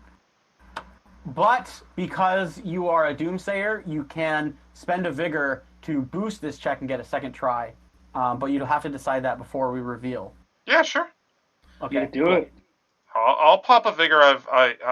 It's always been 5. You talk about spending it up until now. I don't know what that is. I keep Well, here you spending go. mine. I'm like, I'm empty. She's making moves. Yeah, so give me that first check whenever you're ready. It's one single number. Okay, so let's go with 15. All right, give me the second. Let's go with 2. Okay. He smiles at you and he giggles a little bit and he says, "Thank you for the offer, my friend, but I have some birds to see." And then he smiles and he flashes this wide grin, and you can see the glitter in the gold of his eyes. And just like the Cheshire Cat from Alice in Wonderland, his face is gone. And then, in a puff of smoke, it seems, a wisp, so too are his eyes and his smile. What do you take? Go ahead. What do you take of all of that? I am uncertain on the birds that he is specifically speaking of, but as you say, I've obviously seen something that is of a greater element than us. And as you know, I am a scribe. I intend to record what I can of the incident, with appropriate renditions of what's going on. I sit there underneath the starlight, thinking upon what I witnessed, of the journey, of the fact that Gan might be a bit of a fool and a fop at times. By all means, I literally pulled him out of being accosted by about 3 angry husbands of girls that he had been pleasuring himself with before they came in on him. Yeah, yeah. And so since then he's kind of hung out with me, and I never expected him to stay this long. But he has traveled with me on this journey, never asking me if we needed to go. By all means, questioning that we were going there for a rabbit, but was quite willing. And now the vision that I've seen that told me that I had to come here, as that I'm now at the end of that, and so I am back to that oncoming darkness that I have perceived. And so hopefully somewhere in this rabbit's path with us, I hope. And I look up at the stars, and at the missing constellation, and just kind of think on that, and what this will bring for us in this, for me, unknown aspect suddenly again of our future. Mm-hmm. Awesome. That was awesome. Would you like Fate's Favor or an Nope, experience point for the group? never Fate's Awesome. favor. Cool. Well, I think that's a good place to end it for now, my friends. Then fade to black. Yeah, fade to black. Cutscene. Wow, that was amazing. Thank you guys so much for that experience. We Yep, have a yep. tradition of doing a quick feedback segment and reactions on the game and such. So do you want to start, Drew, or do you want us to start? You guys take the reins and yeah, give me those softballs, curveballs like we were talking, and we'll have a good time. Paul, why don't you start? Sure. I had a lot of fun. Again, I think for these storytelling centric kind of games, this one was a lot of fun. I liked the combat wheel. I thought that was pretty fun. It seemed pretty fast and loose, and as you said earlier, picking numbers and adapting to the ranges was, I think, pretty instantaneous for all of us, and that was a totally really fun mechanic. I liked a lot. I'm interested to see behind the curtain as to how you determine the reach for challenge, because obviously that's a big determining factor in how the game plays. But overall, it felt fun. I felt like we had a lot of successes, and that the system encouraged a lot of great role playing, which is always a win for everybody. Gan was awesome. Dan was awesome. Thank you. Yep. Yeah. Thank you. Yeah. Brandon, Would you what like me to about you? answer that discrepancy with behind the curtain? Because I can do that now if you'd like. Why don't we do that during your reaction, if that's cool? Sure. Okay. Yeah. Brandon, what about you? I had a great time. It was a lot of fun. Taking the character creation that even on the quick start, by all means, or not quick start, the quick route of character creation gets It was quick involved. start. It was that, but you wouldn't say let's make you a quick start character. It, It's we're gonna make a character yeah, quickly or whatever. it But was a quick start um, character. all right. But that's even an involved process there, and so it's really cool to take that and then bring it over, see where things are going, and you never know how you're going to be with a character until you play them. The system I thought was a lot of fun for taking that character that you're envisioning and seeing how they will play out on the table. I had a great time. The wheel, I got to talk to you a bit about it last week, and it came out really, really well. So I had a good time.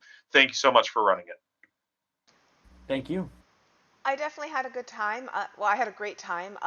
Again, for those that did notice that I was a little distracted at times, I apologize. I had some other stuff that I was handling while we were playing, but I had a fantastic time.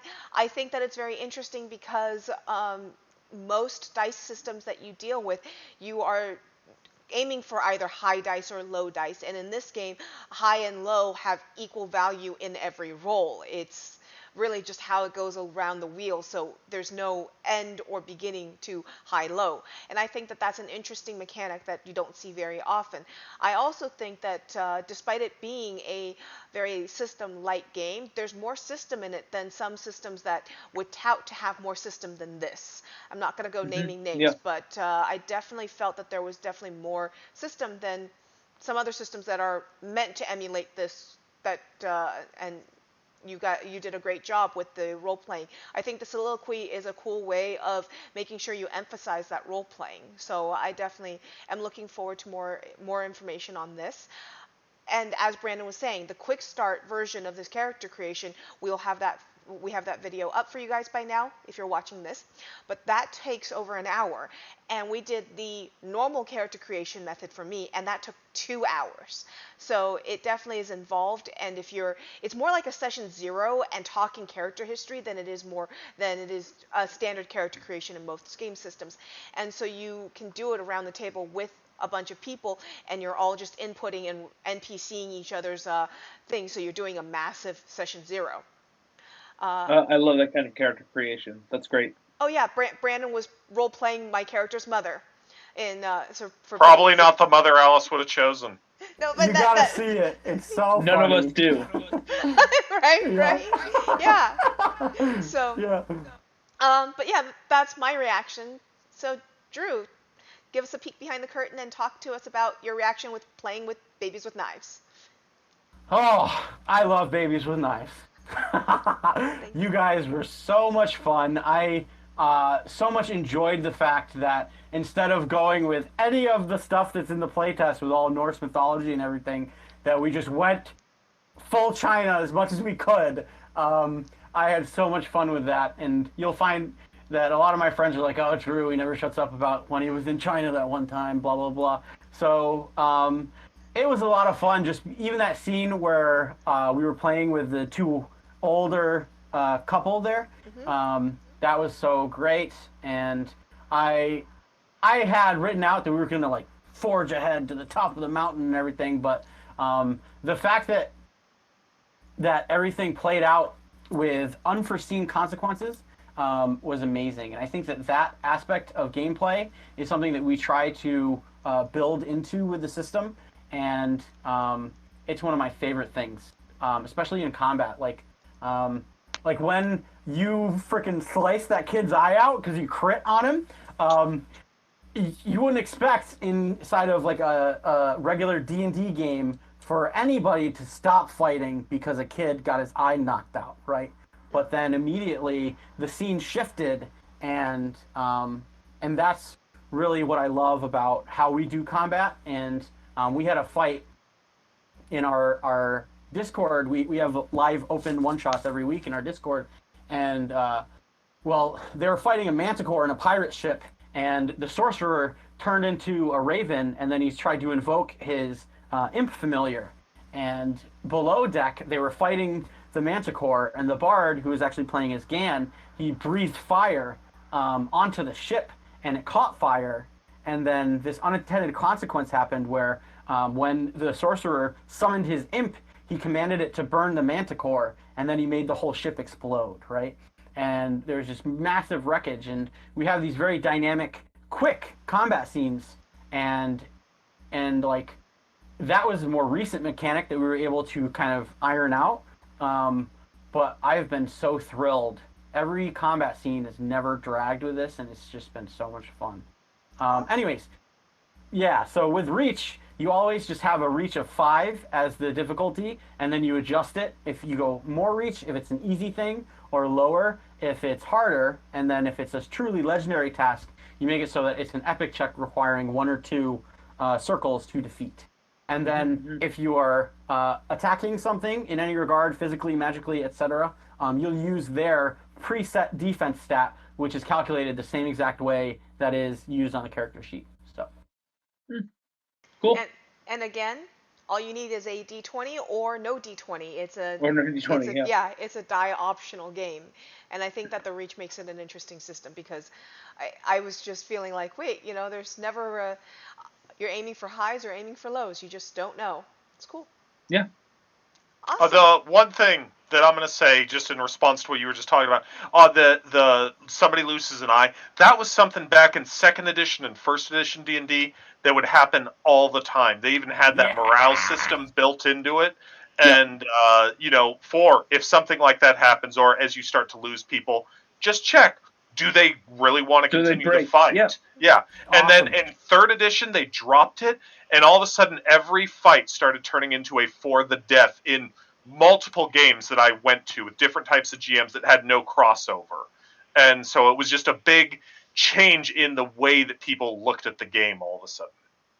Yeah. Yeah, when in reality, I and they didn't even write this in I don't think even the DMG in 3rd edition, hey, you should role play that people have morale. That, not everybody fights to the death. That, goblins who are paid by the sorcerer don't necessarily want to lay down their lives right now for this, etc. Yeah, totally. I got kids to feed. Sorcerer paid me Seriously. to feed the kids. Yeah. Exactly. Those goblins eat a lot, okay? Especially when they're growing. I know, right? Mm-hmm. Exactly. And so having stuff like that, and that's the reason that all of a sudden kids are jumping us, and I'm like, but I'm getting ready. I'm grabbing my sword and my shield, better defended than not. But I'm wanted to give them the option. If they don't take that option, then I'm glad they broke when they did, so we didn't end up with a bunch of dead kids on our hands. Yeah, and I just took their spear. I didn't actually beat the snot out of them. Yeah. I was also you really when I critted, you really ran with the description, but had I been able to get a word in, I was really you kept describing him as a young buck, and I was gonna ask after I critted whether this is the kind of setting where it's appropriate to have an anthropomorphic deer person, and I cleaved off an antler that he's freaking out about. But yeah, that sorry, moment passed a long I time was just ago. That's okay. I was just in the moment for that. Usually when crits happen, we always tell me how it happens. What? How do you want to do this or whatever? Yep. Our boy says, right? Awesome. Yeah. Well, thank you for watching, everyone. And thank you so much for running, Drew. Yes, thank you so Thank much. Thanks, you Drew. for This having is me. great. Yeah, the Kickstarter goes live on May 26th, and we'd love to have you guys come through. Thank you for the reminder. Hey Blades! Thank you so much for watching another Babies with Knives video. If you liked what you saw, please don't forget to subscribe to the channel. Go follow us on Facebook and Twitter, and come join the conversation in our Discord server. If you want to keep content like this coming, come check out our Patreon and consider subscribing. All links for this is provided in the description below. And remember, come back next time to get honed!